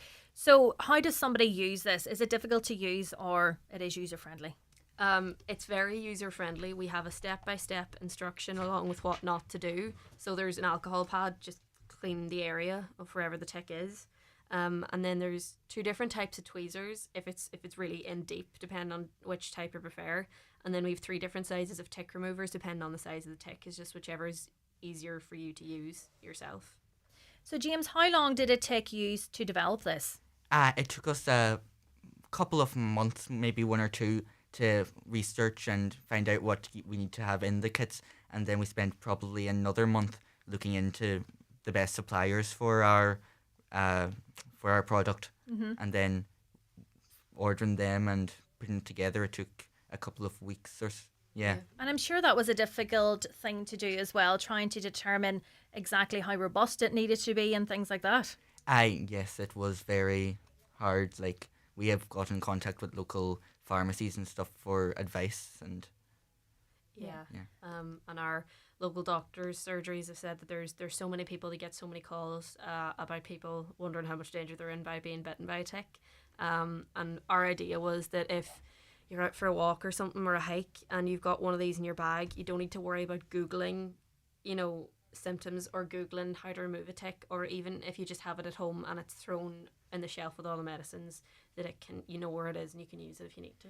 Because Maeve, time really is of the essence of this. Once you're bit by a tick, you need to get it out, and it's important that you get the whole thing out because it's so easy to just pull off one end of it. Yeah, that's why we really advise against just doing it with your fingers, because if you do it with your fingers, you're probably only going to remove the body, but if you remove the head, then that still has the disease and the infection risk. Not every tick has it, but you wouldn't want to take the risk. No, definitely not. And James, do you believe there should be more awareness of this in schools? Yes, I do believe it should be discussed more in schools, because a lot of people who are out at Gaelic training or football training or even just out walking can get Lyme disease, and it affects you no matter what age it is. And particularly living in rural Donegal, you know, it is so common here, unfortunately, that Maeve, you do need to be aware of the signs and what you are looking out for. Yeah, so the main things you're looking out for is a bullseye rash around the area, but you don't always get a bullseye rash. The lesser symptoms would be like kind of being a bit fluey, having a temperature, just kind of normal stuff. But then if it progresses, go and see a doctor straight away if you experience any of that. But if it progresses, you can get arthritis, Bell's palsy, your face can become paralysed, irregular heart rhythms and neurological conditions, and it's mostly just misdiagnosed. There's a lot of people who have it and don't know they have it at all. So James, anybody that's interested in this, how can they get one of these kits? They will be in local shops and businesses. We will have them in Dunlewy, and we're hoping to get them into Glenveigh National Park. We will have them in doctors' offices and tourist information spots. Great. And is this something maybe you have had to fundraise for? Is it an ongoing campaign for yourselves? So back in November, we did a bake sale. We were raised about €350, and that helped us get started with the tech kits, and we currently have 65 of them. And then during the week, just there on Tuesday, we had the YSI Den, where we raised another €500 to make more kits, and we can sell them, generate more revenue, and keep funding the project. Yeah, well, fair play to you. Well done. It's a very important issue, and I wish you both well now that this, I'm sure it will do extremely well for you, that people get on board, and hopefully that your aim to raise more awareness, that people do get on board with that. Thank you so much for calling in. Thank you very much. The 9 till noon show with Letterkenny Credit Union, now offering mortgages from €40,000 to €600,000 with no hidden fees or transaction charges. Letterkenny Credit Union, 9102127. Winter sale now on at Cherrymore Kitchens and Bedrooms, Donegal Town. Amazing prices on made-to-order kitchens, sliding wardrobes and much more. Don't miss your chance to transform your home at unbeatable prices. Book your appointment today at cherrymore.ie or call 07497 25822. Cherrymore, 28 years of adding quality and value to your home. A public interest message from Donegal County Council. Donegal County Museum invites you to our latest exhibition, Moran and All, which examines women's lives between 1922 and 1980 under themes such as healthcare, politics, education and home life. The exhibition explores how women's rights were eroded under the new Irish Free State and how women fought to regain these rights over many decades. It also shines a light on some of the female trailblazers from Donegal in areas such as medicine, science and the arts. The museum is located on the High Road in Letterkenny and admission is free. Telephone 074 912 4613. Email museum@donegalcoco.ie or find us on Facebook. Donegal County Council, preserving our heritage. It's the Highland Radio 35th Birthday Bash, and we are throwing one big party to celebrate. Join us for our birthday concert on Monday the 31st of March in the Mount Errigal Hotel with a huge lineup of stars, including Michael English, Jimmy Buckley, Patrick Feeney, Hugo Duncan, Claudia Buckley, Connell Gallen and me, David James, all accompanied by my new band. Tickets are only €30 and are on sale from the hotel reception and online at highlandradio.com and usual retail outlets. Overnight packages are also available. Let's celebrate 35 years of Highland Radio together with a special night of music.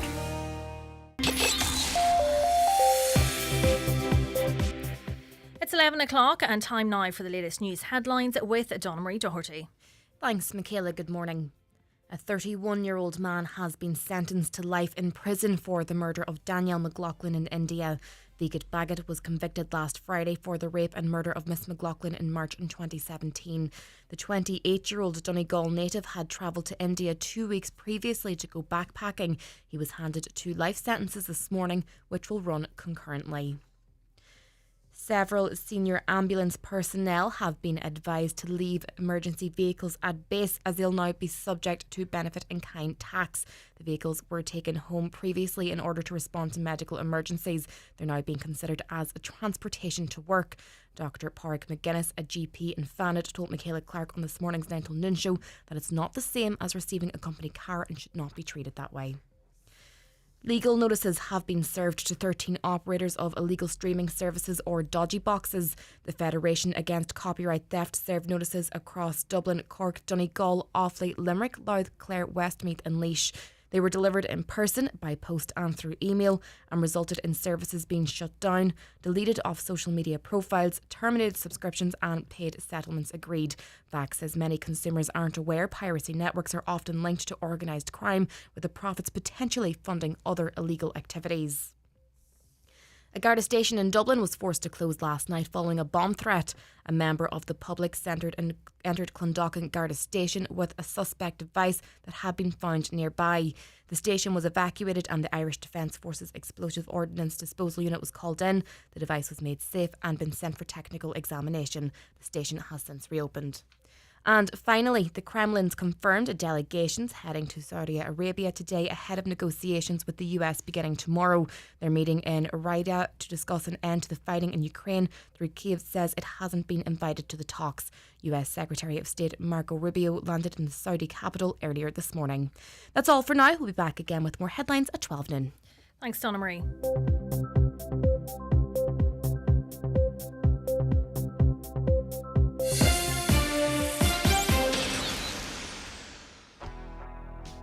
Introducing Instagram teen accounts with new built-in protections.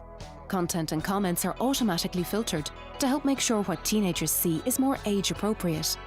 And teenagers under 16 require parental approval to change these protections. Instagram teen accounts. New built-in protections for parents' peace of mind. Learn more at instagram.com/teen accounts.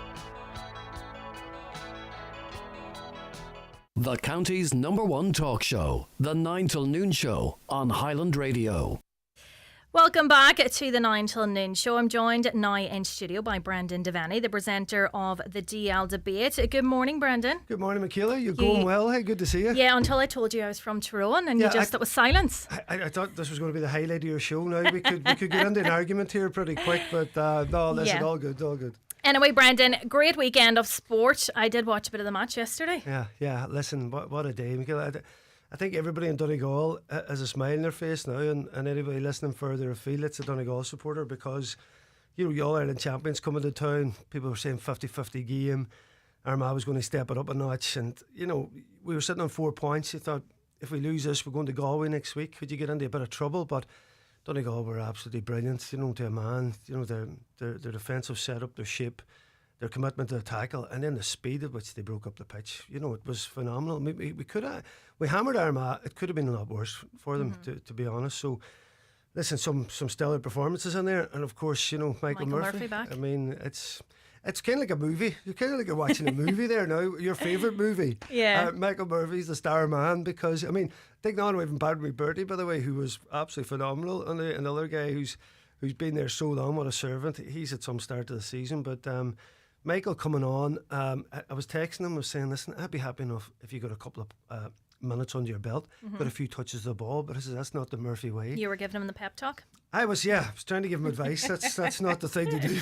But, for him to come on and do what he did, there's so many things in it. He was out a couple of years, he's just back, he's had an injury, he's coming on sub, you'd be thinking, right, work your way into the game. First ball he gets, out, left foot, bang.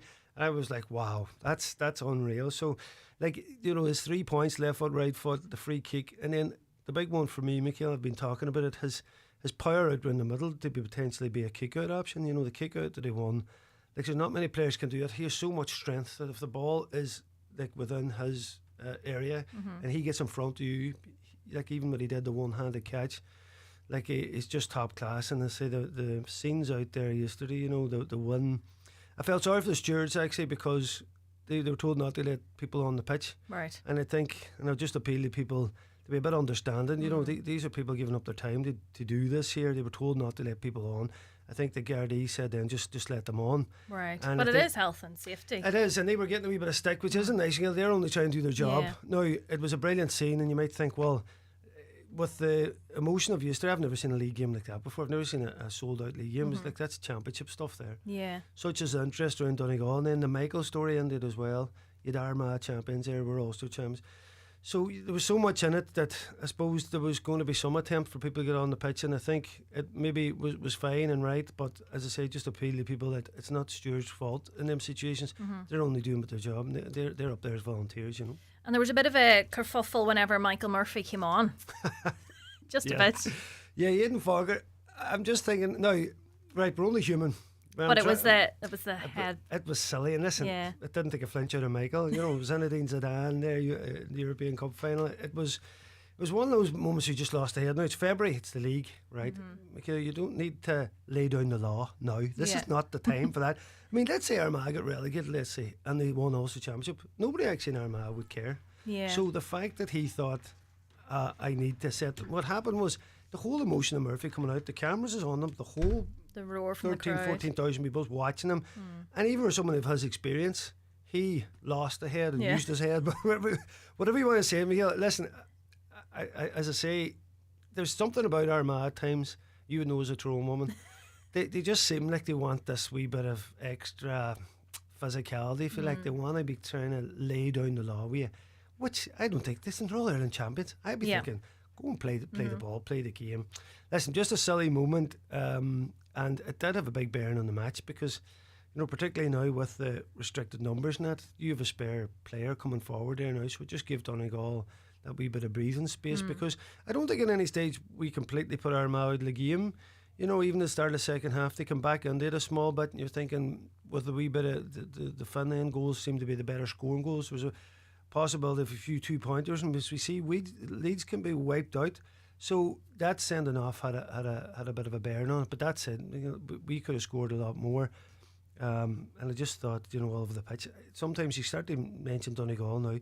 You could mention maybe 10 or 11 players that probably played for me around about an 8 out of 10, which fair play to Jim and the team and his trainers and everybody in there. Donegal are in a great place at the minute, going away to Galway next week, so they're flying. And I suppose they have that track record in the league now. They've won 3 out of 3. That, you know, they've got that buzz behind them now to keep going. Yeah, and some people, and here's me with my complete hat on. I'm thinking, right, let's just chill it a wee bit. I have heard Donegal for Sam already. Yeah, which is hard to do. Listen, you know, you can't go into a contest and say we're going to play at a certain level. You got to play football the right way all the time. You can't kind of drop it and lift it down. Now, it would give you an opportunity to maybe tinker with the squad a bit, give players more game time, maybe rest players a bit because the season's so condensed. I mean, that, you know, last year, you know, in that Galway game, the very last game of the season, you know, we did seem to be we were a small bit jaded because there's so much pressure on you in all the games. You have a tough Ulster campaign, then you're going to the group stages, and then you're in All-Ireland quarters semi. So just to kind of balance that out, so if you can get a wee bit safe in the league, maybe we can, because we definitely want to qualify for preserve a league final. them then. League final is a week before the Derry Ulster Championship game, so I think for Jim now in particular, we just want to be safe, but we pretty much are now, Michaela. So it's been a phenomenal start from our lads, and you know, talk about the buzz being back. It would have been back anyway, and then you add on Michael's return, so it's a great time. Yeah, but as being a Tyrone woman, it was lovely to watch though, and not that it was emotional, but you could see they were delighted Michael Murphy was back, and I suppose it was returning to the years that were before as well. Jim McGuinness is back, Michael Murphy's back. That's it, and that's what I'm saying. It's like some kind of like for Donegal fans, all them brilliant memories, and when Michael retired, then you were like, he's irreplaceable. I never thought we'd see him back, and here he is, and he like so many question marks in about, you know, him coming back in after a couple of years out, his age and the speed of the game. And yet he comes on and does what he does. Yeah. Now, as if he's never been listen, away. He didn't do any media or anything yesterday, and I can understand that, Michaela, you know, because Michael before obviously was the captain, he's in there and he's happy to do anything, but now that he's back in, he's just back in. I think he wants to get his place, do his job, if you like. So he has to be given space to do that, and I think it's head down from now. It was hard for him to get off that pitch yesterday, but I think you got to embrace that as well, because you have all those kids out there. Yeah, he's such a hero to everybody. There, yeah. And I know it was a wee bit awkward, but it was the first game back. We beat All Ireland champions, so I think it was a beautiful scene yesterday to see that happening. So as long as we beat Tyrone now in a couple of weeks' time. Anyway, there'll be lots more chat about yesterday's match on the DL debate tonight. What else have you got coming up, Brendan? Sean Dunnion's coming on. The GAA Congress is actually in Donegal town next week, and it's the first time since 1988 it's been here. So it happens in 3-year cycles, Michaela. So it say that it can be at GAHQ 1 year, and it can go out to counties of interest, and then whoever the president is, he can decide to have it. So Jarlath Burns had it, and it was actually in Uri, but it's a hotel there. People would use a lot. So listen, it's coming to Donegal now. Sean Dunnion's going to be on. He's our Ulster Council delegate, and he's in the organising committee. He's the chair of it there. So he's coming on just to tell us about all that. So it's a big spotlight on Donegal. So that'll be interesting. Niall Cleary, former Donegal hurler, is on as well. He's doing a bit of a promotion push around just hurling in the county. They're having a night down in the Kirch Hotel on the 24th of February. It's 7 p.m. So it's just like shaping the future of hurling. They're just looking for anybody who wants to get involved in the game and that. So he'll be on the show as well. But the main part of the show will be on the GA from the weekend. Aaron Kiernan's coming on, former Armagh star. Great pundit, good friend of mine, and Neil Loughran from the Irish News as well. He was at the game yesterday, so we'll round up all the GA action with the two guys. And no doubt you'll be keeping everybody entertained as always, Brendan. Well, that's the business we're in, Michaela. You're doing a great job, by the way. You keep it up there, don't worry. Thanks. So that is the DL debate this evening after the 7 o'clock news, and it will be podcasted on highlandradio.com. Thanks, Brendan. Thanks for you. We got a comment in there to say super performance by Donegal yesterday, and brilliant to see the return of Michael Murphy, our greatest ever. Shame on the example set by Armagh captain Aidan Forker. Headbutting has no place in GAA. Big discipline problems in Armagh. That's their second straight red card in 3 games, not to mention Armagh's serious discipline off the field problems. Did you watch the match yesterday? What did you think? Let me know. 086 60 25,000. You can text or WhatsApp that number, and you can also give us a call on 074 91 25,000 or email comments@highlandradio.com. The 9 till noon show is brought to you by Letterkenny Credit Union, with monster loans available up to €60,000 for all occasions. Visit letterkennycu.ie. You can't predict a minor injury or illness, but you can be sure of Ophedia Letterkenny's MIU walk-in service. Our priority is to see all patients within 1 hour, from minor illnesses to cuts and breaks, sports and limb injuries to minor burns. Ophedia Letterkenny MIU, located in Scally Place. Accidents don't wait for an appointment, neither should you. If you need an eye test, look no further than Louis Walsh Opticians. Letterkenny's longest established opticians are delighted to welcome patients new and old to their state-of-the-art practice in the Courtyard Shopping Centre. Their latest technology includes a 3D OCT retinal camera, which assesses the health of your eyes in minutes. Private, medical card and PRSI patients welcome. Call 91 21000 to arrange your eye test. Louis Walsh Opticians, Letterkenny. Your vision, our focus. PDO thread lifts and skin boosters, which rejuvenate the skin by improving facial contours, lifting and tightening the jowls, neck, cheeks and eyebrows, are available at Genesis Aesthetics and Skincare Clinic, Gweedore. To choose the right aesthetic treatment for you, contact Mary Ferry, your aesthetic practitioner. Also offering fat dissolving treatments, dermal fillers and laser treatments for all skin conditions. Hair and makeup packages also available. Genesis Aesthetics and Skincare Clinic, Gweedore. 07495 32575. Hi, Paddy here at Shane Conley Cars in Donegal Town. Are you looking to upgrade your car? With Shane Conley Cars, you'll find makes and models for every budget. Great finance options, and we also accept trade-ins. Check out shaneconleycars.com or call in to us at Shane Conley Cars from Lonaher Road, Donegal Town. Want to win €5,000 towards your dream Donegal wedding? The Gallant family, with their 3 stunning venues, is here to make your special day unforgettable. From the award-winning Villa Rose and Jackson's Hotels in Ballybuffet to the cosy charm of Anchurch Hotel in Gweedore, we've got the perfect setting for your perfect day. Visit gallantgroup.com today. Highland Radio Time Checks brought to you by EirGrid, the operator and developer of Ireland's electricity grid. EirGrid, powering up communities, powering up Ireland. The time is... The time is 16 minutes past 11, and today's Monday focus is the Letterkenny Rotary Club. And to discuss it, I'm joined in studio by Cynthia Fury, who's the president of Letterkenny Rotary Club, and Assistant District Governor Boyd Robinson, who is a member of the Rotary Club. I was going to say good afternoon, not good afternoon yet. Good morning to you both. Morning. Good morning, Michaela. So, Cynthia, we'll start with yourself. What is the Rotary Club?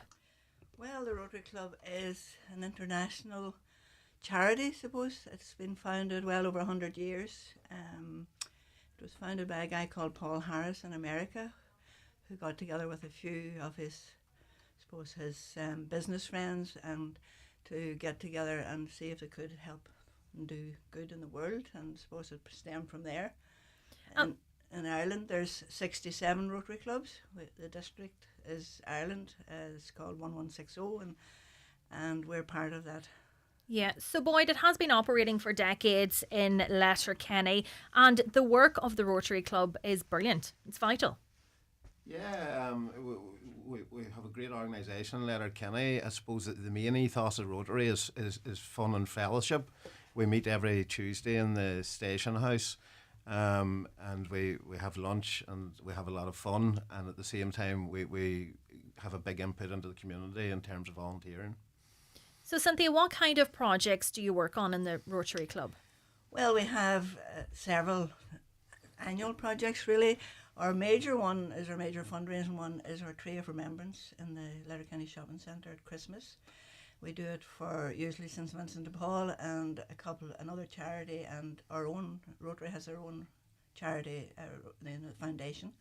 So we usually have the tree there for a couple of weeks, and it's very important to the community because it's been there for about 12 years. People come looking for us now. What you do is we have yellow ribbons, so you can get a yellow ribbon, put a message on it. You can remember people who are ill or passed away, or maybe family who are not around for Christmas. Mm-hmm. And people seem to get a lot of comfort out of it, so you just give a donation to the charity. And this then, while somebody is remembering their loved one, this then can help another project, I presume, of yours in providing assistance for someone else.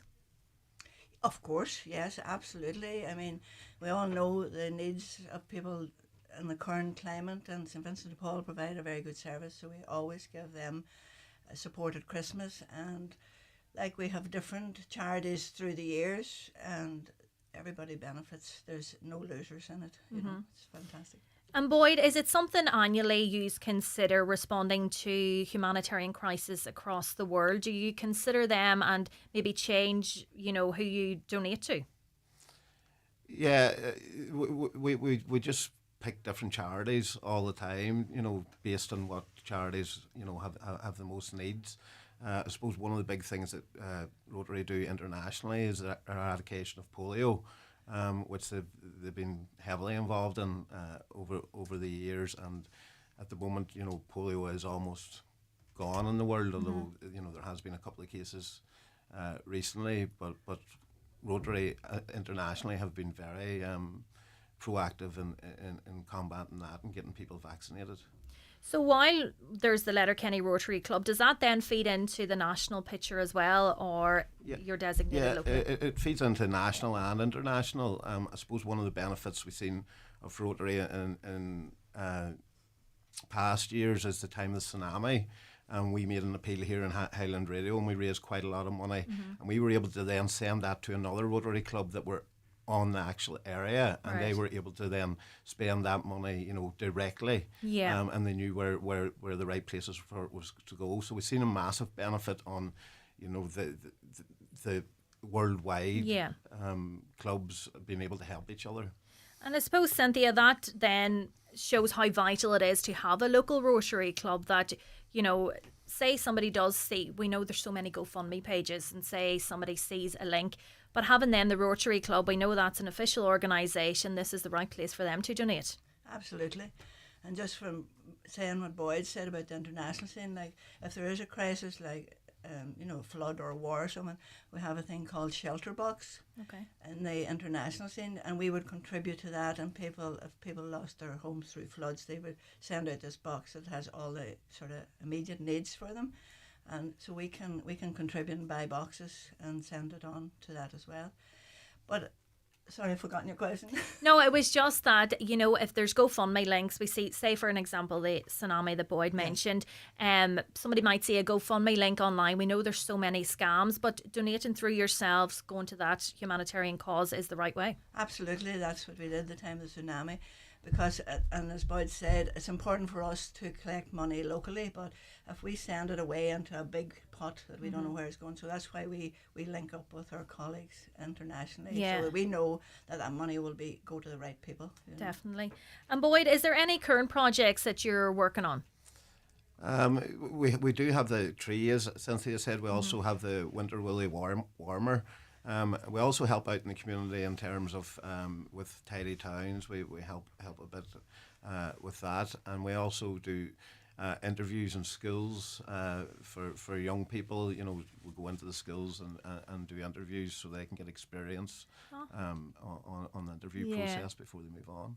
So Cynthia, anybody that's interested in getting involved, how do they go about that?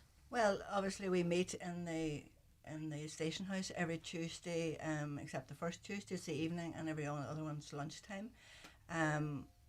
Any member of the Rotary Club, if people know them, they can make contact or leave a message at the station house for us, and we'll always get it. And do you look for certain qualities in people, Boyd, or it's just anybody interested to help? No, there is this persona, I suppose, in Rotary. If you were asking a stranger in the street, what is Rotary, and there's probably a persona that it's an old man's club or it's a business club or something like that. Yeah. But it's far from the case. We're very much open to new members from all walks of life, and I'm sure anybody that's interested, they'll certainly get a lot of benefit out of Rotary. I've been a member now 25 years, and I have to say I've got an awful lot out of it. And Cynthia, it's not a big commitment, is it? Not really, no. As Boyd said, we do have a lot of fun at our meetings, and it's not anyway. Well, it's serious when we're doing the work, but we do great fellowship, and that's Rotary's number one thing is about fellowship. That's why we probably meet each week, because we're meeting up as a group, and it's for our own benefit as well. Yeah, but, social. I mean, anybody feel likes joining and they want to contribute to the community or internationally like that is just very welcome in Rotary. Yeah. Perfect. So that is every Tuesday. They can just come along to the station hotel in Letterkenny. Perfect. Thank you so much for joining me this morning. Lovely. Thank you.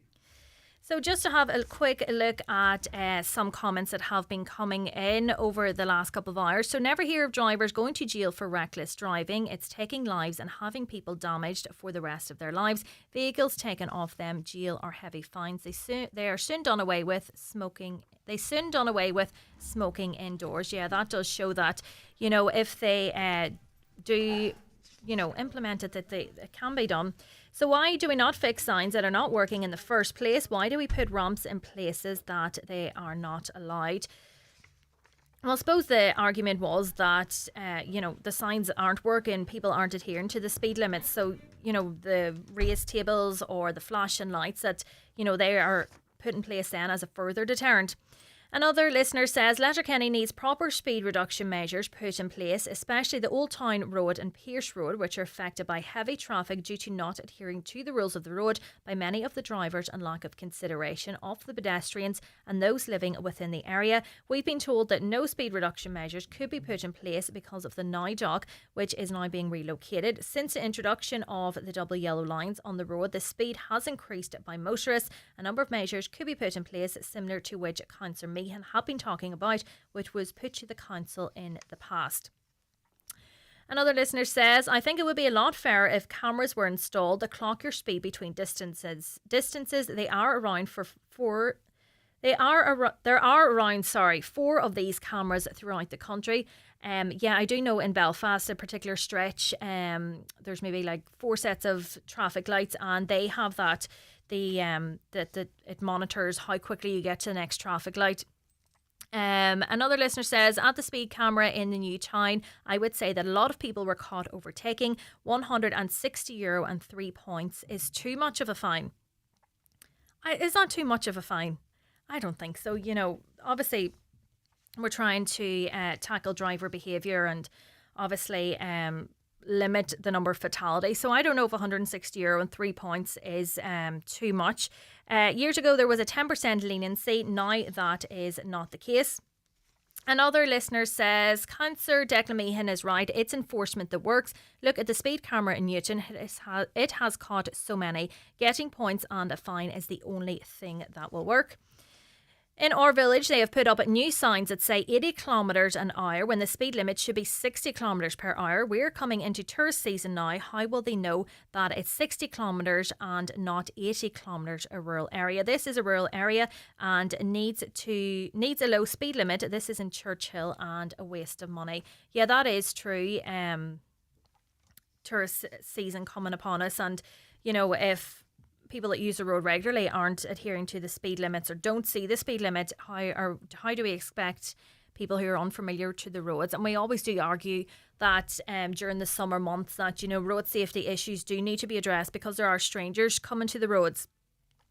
Another topic, I am a member of staff in the A&E in the hospital in Letterkenny, and I want to say it's not a great thing that's going on with security staff in the hospital in the A&E department, as there is about 5 or 6 porters that are covering shifts who aren't properly trained, and as the county's population has increased, so has admissions to the hospital, so it has put massive strain on those staff. Sligo Hospital has 4 security staff on at night and 4 security staff on days. They also have stab vest. Letterkenny, the listener says, has 2 security staff on nights and 2 on days. It needs serious addressing now.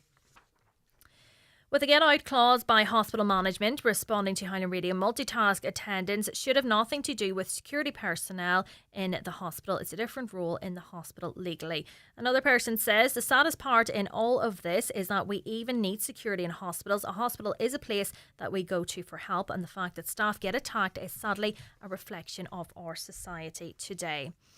A listener says, I was at the Donegal match yesterday. The toilets were a disgrace. There was no water or hand drying facilities. People were standing for nearly an hour to get cups of tea. For a county match, we need better facilities. What a disgrace. I had a call this morning from an estate agent claiming that I was interested in a property in Texas. I didn't take her on, but just letting others know in case it is a scam. I would say, yeah, that is a scam. I noticed, I don't know if it actually just happened once, but it actually came up on my phone, scam caller, and it just ended the call. So I don't know if that is a thing, but I thought that was very, very helpful. Another listener has texted in, where do the remains of the birds killed off due to influenza go? I was told that their remains are spread over the land after they've been incinerated. I don't know, I'm not sure about that. If anybody knows, you can get in touch on 086 60 25,000. Another listener, this relates to estate agents again. So, hi, I am emailing with a gripe about estate agent signage, which may be shared by other listeners.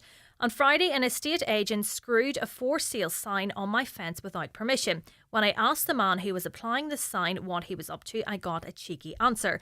I then asked him to remove the sign. He did, but just stuck it on the neighbour's fence without their permission either. Neither my house or the neighbour's house is for sale. A house further down the road is. This led me to thinking, why are so many real estate signs needed in 2025 when we all have access to digital maps? The house in question that is for sale now has 3 separate signs directing people to it, 2 of which are not on the property that is for sale. This is definitely overkill and not needed. During the election, questions were raised about the extent of election poster usage. Surely real estate signage is just as bad. I question the benefit to the realtor also, as I would never do business with the one that ignorantly stuck a sign on my fence. I understand this is a bit of a rant, but it may also be a gripe of other listeners. Yeah, I suppose there was a lot of talk about road safety during the election campaign, but surely if somebody is sticking a sign on your property, that that definitely shouldn't be allowed. I read in the newspaper that Ireland will be introducing autism-friendly parking spaces to support individuals with hidden disabilities such as autism. I would like to know about Donegal County Council's plans for implementing these spaces. We've received a sticker to display on car windshields, but are unclear when the initiative will be rolled out. Could you please check if we can get more details on the timeline and locations for these parking spaces? So we have asked the council for a response on that, and we will bring it to you as soon as we get it. Another comment for now. Hi, I witnessed a local bin company at a business premises in Letterkenny collect 2 large wheel-type bins, one black, one green, and empty both into the same compartment of the lorry. Made me think, why are we separating our waste on a daily basis and this is happening? We did have that experience in our house as well over Christmas. I am a stickler for separating general waste and recycling most of the time. And my husband was going to the dump anyway, so we had it all separated, and he was like, oh, I just have household waste and then recycling, and he was told just to put it all in the one as well. So yeah, maybe somebody can enlighten the two of us there what is happening. We'll be back now just after this short break.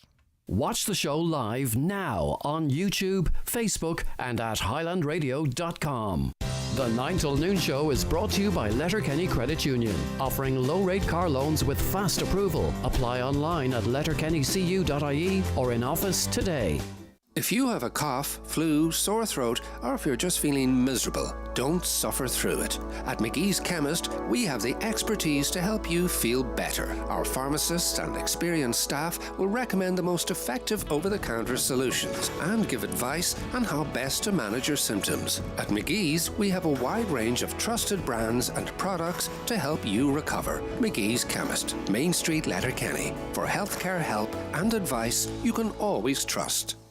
Discover Centra Simple Savers, your go-to for great everyday value. Like Centra Fresh Irish Whole Chicken 1.8 kilo, only $5.50. Walker's Watson's Crunchy Sharing Bags, $1.50 each. And selected Coca-Cola 4-can packs, €3 each plus deposit. Enjoy easy, simple prices weekly on your favourite products. Centra. Live every day.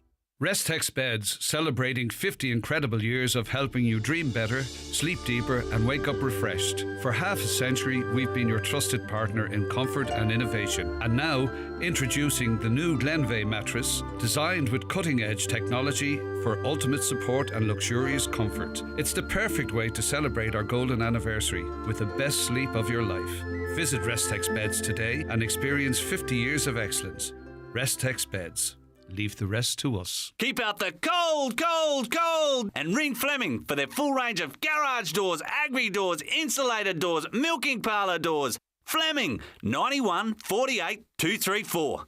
Atlantic Travel, Letterkenny. Award-winning travel experts. Sail the Sicilian coastline. Dive the Maldives. Tour Riacan and Tuscan vineyards. Stroll the shores of Lake Garda or the streets of Santorini. Indulge the senses. Savor new flavors. Embrace warm welcomes, smiling faces, and balmy sunsets. Escape with atlantictravel.ie. Book today. Your specialty is quality tiles, bathroom suites and wooden floors. Who is the best range of tiles in Donegal? Crawford Tiles. The best wood flooring? Crawford Tiles. The best bathroom suites? Crawford Tiles. 5-day bathroom refits? Crawford Tiles. And who's been tampering with my questions? That'll be me. Crawford Tiles, Castlefin. That'll be them. 07491 43942. So welcome back to the 9 till noon show now. I am joined by no stranger to the airwaves on the screen, of course, by Marty Morrissey. Good morning, Marty. Good morning, Michaela. Delighted that you're here and not Greg Hughes. Huge improvement. Sorry about that, Greg. I don't know about that. I well don't know done. how he'll take too kindly to that. Not a touch. We have to slag him when he's not here. He can't defend himself then, which is great. Yeah. Well done, Michaela. I know from others that it's your first days doing the morning show, so well done. So we're getting Best there. of luck. Thank you. And I'm sure you've obviously had plenty of experience in this field. And we were just talking about how, you know, you do need to be versatile, and you've certainly done that. No, I think it's important in any walk of life that you're not just a one-trick pony. Because it's so easy to be in a box. Okay, my box, which I love, by the way, is sport. Yeah. But every now and then I like to kind of come out of it and do something else and challenge myself. Life is short. Yes. So, so stay versatile, Michaela. Yeah. And do different things. We'll keep trotting along. Yeah. Anyway, the Marty party is taken to foreign lands. Foreign lands, yes. We went to Spain last October to Benalmádena, or Benalmádena is how I pronounce it. I think, or I believe the Spanish way is Benalmádena. Right. Yes, I learned that last year. I would have been Benalmádena as well. Yeah, and we got a great reaction. You know, I mean, to be honest with you, Michaela, this started with Oliver Callan and Mary Rosenstock taking the you know what out of me in their shows. And then I said, you know what, will I embrace it or will I reject it? And I thought, I shall have a bit of crack with it. So we did a couple of shows, and one of the shows we did was here in Letterkenny. In the I Clowry was Hotel. actually at it. Michaela. Very good. Really? Yeah. I knew there was something this very is a special full about circle you. moment. Yeah. But you know what it Great is then, crack. Michaela, which is great. And so there were two people there, Deirdre Grant, who was working with Colester Travel, but from Letterkenny at these parts, and the late Sean Skean from Colester Travel. And Sean came all the way from Dublin to come to the show in Letterkenny, and he said, you must bring this to Spain.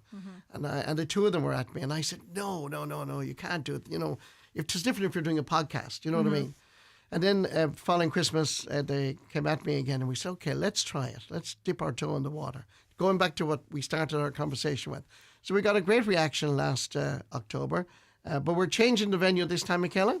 We're going to Calpa, which is, basically we'll be taking a flight to Alicante, and from Alicante there'll be buses to pick you up and bring you a luxury bus, may I emphasise, thank you very much. A luxury bus will bring you all the way to Calpa. And Calpa is beautiful. Deirdre and myself went out there. We were looking at various venues because I had an idea. I wanted to change it to a different venue. Yeah. Maybe go to Barcelona and, you know, let people have a day off and go to a football match or whatever. The sport DNA was coming out of me. But anyway, we found Calpa, and God, I have to say it is gorgeous.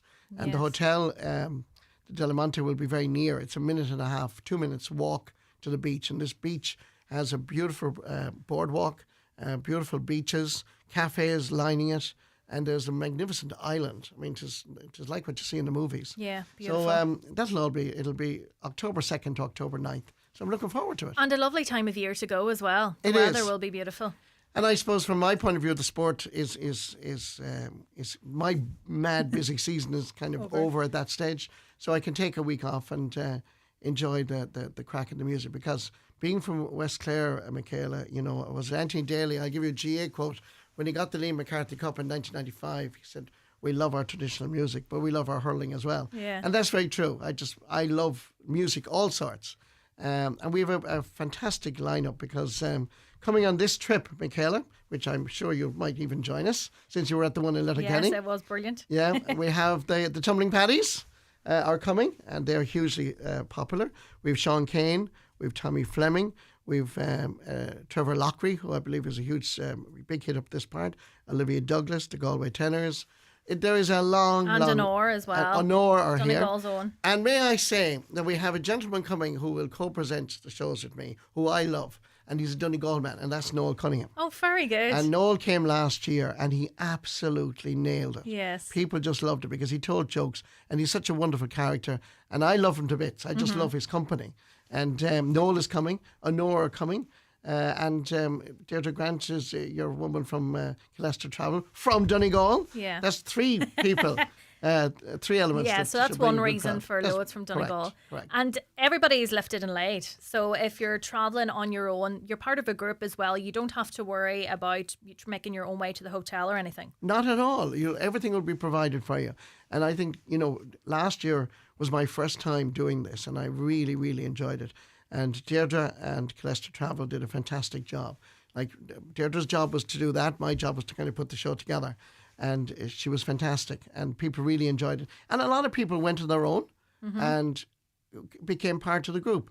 And to me, that's very important, because if they're spending a week to come with me, the least I can do is spend the time with them. Absolutely. And meet them and get to know them and have the crack. Yeah. I mean, as I get older, Michaela, I keep saying that life is short, and I hear all sorts of sad stories and heartbreaking stories, and indeed tragedy befell my own family as well.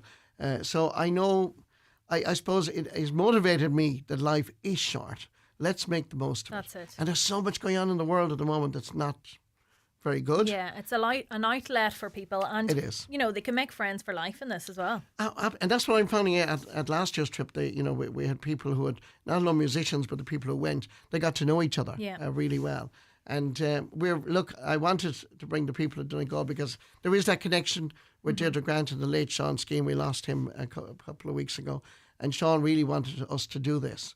So, and the fact that he came to Letterkenny was important to me. So I want to bring the people of Donegal with me. If they'd give us their time for a week. Yeah. October 2nd to October 9th. And if you want to book, you can go on to Deirdre at CallisterTravel.com, or if you're a bit old-fashioned like me, you can ring Deirdre at 087 68 93 519. That's 087 68 93 519.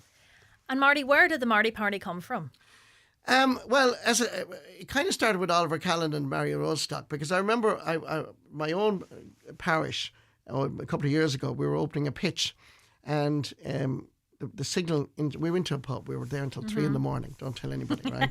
And when I came out at 3 in the morning, all these texts started flying in. There was no signal in the bar. Right. And I began to realize, God, you're looking well on the Late Late Show. I said, I'm not on the Late Late Show, I'm down in West Clare, my home place.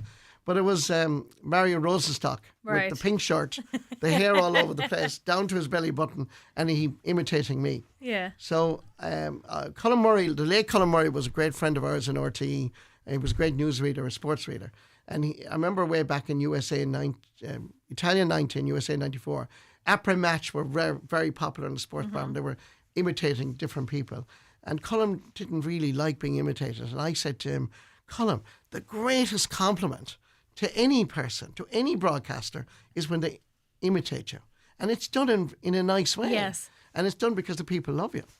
So then, 20 years later, whatever it was, when this happened to me, I said, geez, I better embrace this. Yeah. So I thought, how can I do this? And as I say, I love the music, and we did a couple of shows. We got a great reaction in Killarney. We started there in the INEC. We got about 700 people.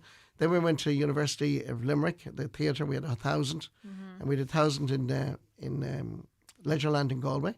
And then we went up to Mayo, and then to here in Letterkenny. So we did a little tour along the west coast. And then I was going to do more, and then between one thing and another, didn't get around to it. Yeah. And then Spain happened. And like, it takes full concentration, you know, to organise it, because Yes, obviously absolutely. when you're doing my thing, what I do, like what you're doing, it's busy, and you try and make sure that the job is done. Yeah. But yeah, I'd say the crack would be 90 now. The crack was mighty. And you know, as I said to you, Michaela, life is genuinely short. You'll never know. And this will give you an outlet. You have the sun during the day. At lunchtime, we'll have music by the pool. And at night time, you have a list a mile long of Honor. Noel Cunningham will entertain you, I can assure you. Trevor Lockery, the Tumbling Paddies, Sean Kane, Tommy Fleming, they're all there with us for the week. And it's such a mix. It is a mix. Something for everybody. Yeah, and it's not solely, there is a bit of country, but there's folk, there's a bit of traditional. Cherish the Ladies are coming. And I know Cherish the Ladies are really, they're spectacular. And there's 5 or 6 involved, and they play traditional music, but I'm looking forward to having them with me for the week as well. Yeah. Have you kept up the dancing since dancing with Michaela, the stars? as you saw there when I was walking in, I was barely able to walk in the door. No, not really. Although I did dance at the party in October, because there was no other way. You were dragged up. And I did enjoy it. And when I mean, Kevin Dundon does the Today Show on the same day that I do it, on a Friday.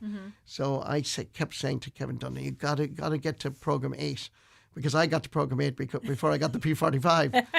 But I don't know what program he's at now, but he's getting there, and he's still there. But I still watch it. It was one of the great experiences of my life, Michaela. It really was, because I remember I was with Ksenia, and it was very funny because we were practicing in the Liffey Trust dancing studio, which is down by the docks, down that area. And at lunchtime, I'd have Ksenia. We'd start at 9:30 to 1.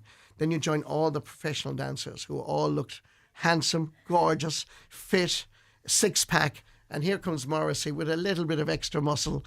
So I kept eating my chicken wings and my cans of Coke, and they were eating what I call grass salad. So I said, Morrissey, you better change your tune. So I started drinking water, having salads. Well, I was kind of forced into it by Ksenia. And by the time I was finished, I'd lost almost 2 stone. My God. So I appreciated that. Yeah. But it was one of the great experiences. I mean, it was funny, Michaela, because, you know, when Larry Bass, the producer and the owner of Shinna Will, rang me, I said, not a chance. Yeah. And he kept at me again. And I said, okay, let me think about it. So I said I'd try it. And I remember the first song was Joe Dolan, Me Oh My, you know that one? Yeah. And I thought, I have this, because there's a jive.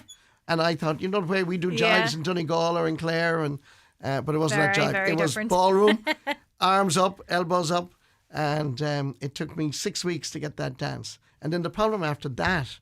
Yeah, it's a very short time frame then, isn't it? Sunday, the group I was with, we'd Deirdre O'Kane, we'd Bernard O'Shea, we'd Rob Heffernan, we'd Annie Geary, we had a great crowd. And every Sunday night we went on the tear. A Marty party. We had a Marty party, and that's also added to the thing.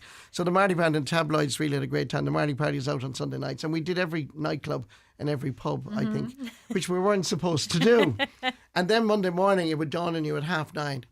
I have to learn this dance between now and Friday, because you're really supposed to know your dance by Thursday. Right. So every evening, Bernard O'Shea and Rob Heffernan and myself and Deirdre O'Kane would go into one of the dance studios, and all we do is laugh. Yeah. Because they were good now. Yes. But they'd start laughing when they'd see me moving. But it was great fun. Yeah. Great experience. And the glitz and glamour of it. It's lovely. It's great watching it. It is. Not that I have 2 left feet myself, but... Well, you and I should dance together. We should enter it next year. Michaela and Martin. Eminem. Hey! It is. And it's ideal from a television point of view, from an audience point of view. It's 6:30 on a Sunday evening. And, you get to know that if you don't know the people who are performing, you get to know them. Yeah. And they kind of become household names for that 2 months. That's it. It is a lovely way. Like, you might watch it because you know a few names, but yeah, you do get to know them and get to know people's personalities, which is lovely. You see them on TV, you hear them on radio. So it's nice to get that personal touch as well. And you also begin to realise they're all normal. Yeah. You know what I mean? Yeah. Because Kevin Dundon, for instance, is normal. And everybody, now I don't know too many in this particular group, but the ones who were there with me were very nice. And we've remained friends for years afterwards. So it is kind of, it's one of those life-changing moments where you feel that fun still exists and we can have the fun, so it's wonderful. But sport obviously is your number one love. Yeah, that'll never change. And I was in Mayo yesterday for Mayo against Tyrone. Mayo had a great win over Tyrone. Donegal had a great win over Armagh. I saw that last night. And great to see Michael Murphy back, who I'd be one of his biggest fans. What a footballer that man is. Brilliant. Yeah. And I do genuinely, I'm not being Plumosy, I do like the way Donegal is shaping up. And, very strong, yeah. They're playing a nice brand of football. And Jim McGuinness, I think, is look, the man is a genius, and it's great to have him back with Donegal, and what he did last year. But I just feel that they're shaping up nicely. It's only February now, but I like it. Confident. I like what I see. Yeah. Mayo yesterday needed to win, and they won. In the very end, but they showed a lot of character. So I like the new rules, Michaela. I don't know if it mixes it up too. People have watching it for years and years. Yeah, and it was getting boring with all the defensive play. But now at least, the 3x3 and the solo and go I like. I'm not too sure that I like the goalkeeper coming all the way out. I think they should be limited. I certainly think the number of hand passes should be limited. But that, I presume, will evolve and change over the next couple of months. Yeah. But it's great. It's kind of giving football back its life. And the one thing I love, Michaela, sorry, I'm going on about sport, is the high fielding back in the middle of the field. I love it. Yeah. That's the Gaelic football that we fell in love with. Yeah. So, Marty, remind us again about the Marty party. The Marty party is going to Calpe. You fly from any airport you like. Knock, Belfast, Dublin, Cork, Shannon. Or indeed, if you're over in the UK, you can come to Alicante. And then you'll be picked up there and brought to Calpe. It's from the 2nd to the 9th of October. We have the Tumbling Paddies coming for the first time, and they have a huge following. We've Tommy Fleming, Sean Kane, Honor from Donegal, Noel Cunningham.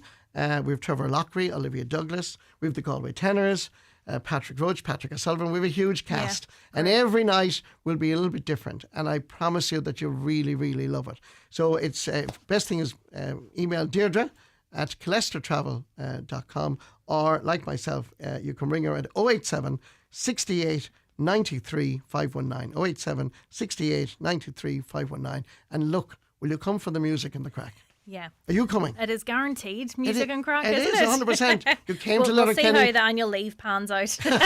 But yeah, I'd say it'd be brilliant. Few days, a week actually. A week, yeah. A week of madness. The crack and sunshine during the day. Yeah. And the beauty of this as well, Michaela, is that last year we learned a little bit because we were up high up on the mountain, but this time we're a 2-minute walk to the beach, and the beach is lovely. So you can go for a nice walk in the morning, or you can lie out in the sunshine. Please God, it'll be sunny, and it will be. Yeah. Or go down for a walk on the boardwalk and go into a cafe. But come back to us then every night for the crack and the music. You've certainly sold it anyway, Marty. I've tried my best. It was great chatting to you. Thanks so much for coming up to us this morning. And well done on your morning show. Thank you very much. The 9 till noon show with Letterkenny Credit Union. Simplify your debts with a debt consolidation loan from Letterkenny Credit Union. Call us on 074 910 2126 or apply online via our app or in office today. Hosa give blood punkai eager federlin vehe braharif. Pobl don't tori folla dorgrid. Le veher fall de rine elle agus iad de gru hos. Is federle don't tori realta kine ianav e give blood punkai e. Nu treat glecha chur a hen hocht a náid, a seach de trí a hen a trí a seacht. Tá sé 4 hochtach deontóirí nó aim siú. Tuair cuairt ar RCF Creeslough, chuin in cháile hocht agus sunraí clinicí a cheáil, Tommy de Brahart. They say time equals money, so spend your money where you spend your time. No matter what your preference is, Cooney's Home Interiors has something to suit every taste and budget. With our extensive range of home furnishing to fit every room and style, from mattresses and beds to rugs, mirrors and suites of furniture. Visit us in store today and see for yourself what Cooney's have to offer and let us help you make your dream home a reality. Cooney's Home Interiors, Letterkenny Retail Park. Huge range, great prices. Whether they're on holiday, watching TV, eating a family meal. Put it down. It seems teenagers just refuse to put down their phones. But help is at hand. Because Fundamania is in Derry. Real thrills, real fun, outside in the fresh air. Fundamania Derry at the Brunswick Movie Bowl from February 28th to March 17th. Choose regular, junior or family wristbands. Turn screen time into scream time. Details at fundamania.co.uk. For all your pharmacy needs, visit the new Brennan's Pharmacy in Letterkenny. Now open at the Fort Retail Park right across from the new Dunn Stores and Costa Coffee. With 600 free parking spaces in a convenient location, we're ready to help with all types of prescriptions, medicines, pharmacist advice, vaccinations, plus an extensive range of skincare, vitamins, gifts and much more. Can't make it in? We offer local home delivery within 10 kilometres of Letterkenny, perfect when getting into town is tough. So for all your pharmacy and prescription needs, trusted advice and friendly service, come to the new Brennan's Pharmacy Letterkenny. Call us at 074 970 8060. We're here for you. Highland Radio weather updates with McElhenny's. Our new season special occasion wear range is here. Visit us to explore our extensive dress collection in store or shop online at mcelhennys.com today. Today's weather, it will be cloudy with scattered falls of rain and drizzle, cold with highest temperatures of 5 to 7 degrees, breezy in a moderate to fresh and gusty southeast wind. I'm joined now on the line by Vincent. Good morning to you, Vincent. Good morning, Michaela. Thanks for having me. Yeah, Vincent, do you have a proposal which you believe could help improve road safety? I do. I've been thinking about this and talking to other people about it, and it's just an idea, and I'm hoping that it can be explored later on by the relevant people. I believe that, driving is a form of education, and I think if we could introduce some sort of driving or learning permit through the schooling, perhaps through the transition year, introduce them to the rules of the roads, driving, and perhaps if it was possible for them, enable them to get their learner permit, and then maybe the following year, as part of the curriculum, perhaps, to get their full license, full driving license. At least then that leaves the foundation for, safer driving in the future. And the young people would have a good understanding of it before they actually went out and bought their own car, or they were.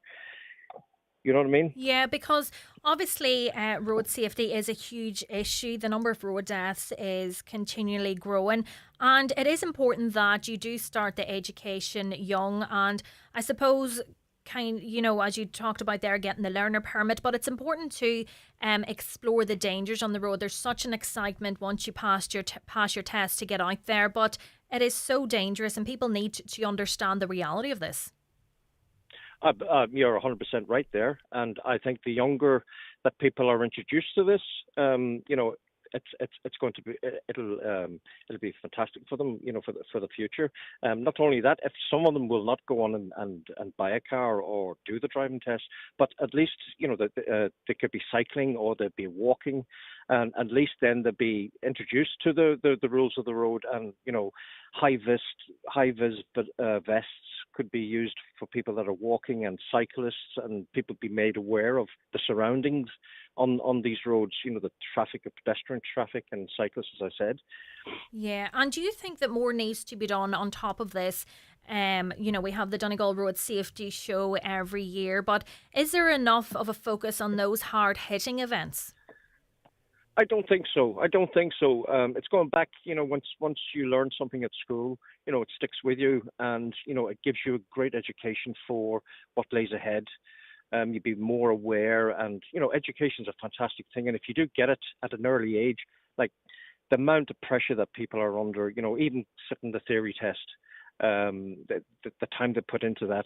And I believe if there's somebody through the education, if it's possible to do it through the schools, that problems could be talked and discussed, and people can bounce questions off each other, and they get the right answer. And having an instructor or somebody that's in professional to instruct them and guide them, I think it would stand them in a great stead. And then preparation for the driving test itself would be brilliant, because a lot of it is done by on their own, and when they have other people with them going through the same thing, they can bounce ideas off each other and familiarise themselves and get to learn things that, sometimes things aren't really clearly understandable. And when you have somebody in the classroom that can explain it in more detail and, on a level that is acceptable to the individual.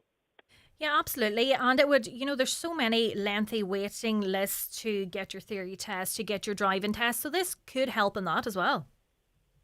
I think so. And not only that, from the safety point of view for the future, but by perhaps introducing this, that you could create jobs for people within the education system, that can concentrate on this. And, I think it's worth exploring. I think, the powers that be, that they should give it more attention. Having a seminar once a year, it's not enough. And fair play to Highland Radio and the media. They've been advertising about these new signs about the reduced speed limits. There's still a lot of people that don't understand what's going on. So I think from my experience and other people's experiences from historically moving forward, I think the way to go is get the information to the people at a young age and see where it takes us. It can't do any harm. I think it'll be, if we save one life or save one accident, I think that's it'd be a fantastic result. Yeah, well, definitely an interesting proposal there, Vincent. Thanks so much for joining us this morning. And that is all from the 9 till noon show. Thank you so much to Caroline Orr and Shannon Wilkin, who have held my hand through the past 3 hours. John Breslin is up next.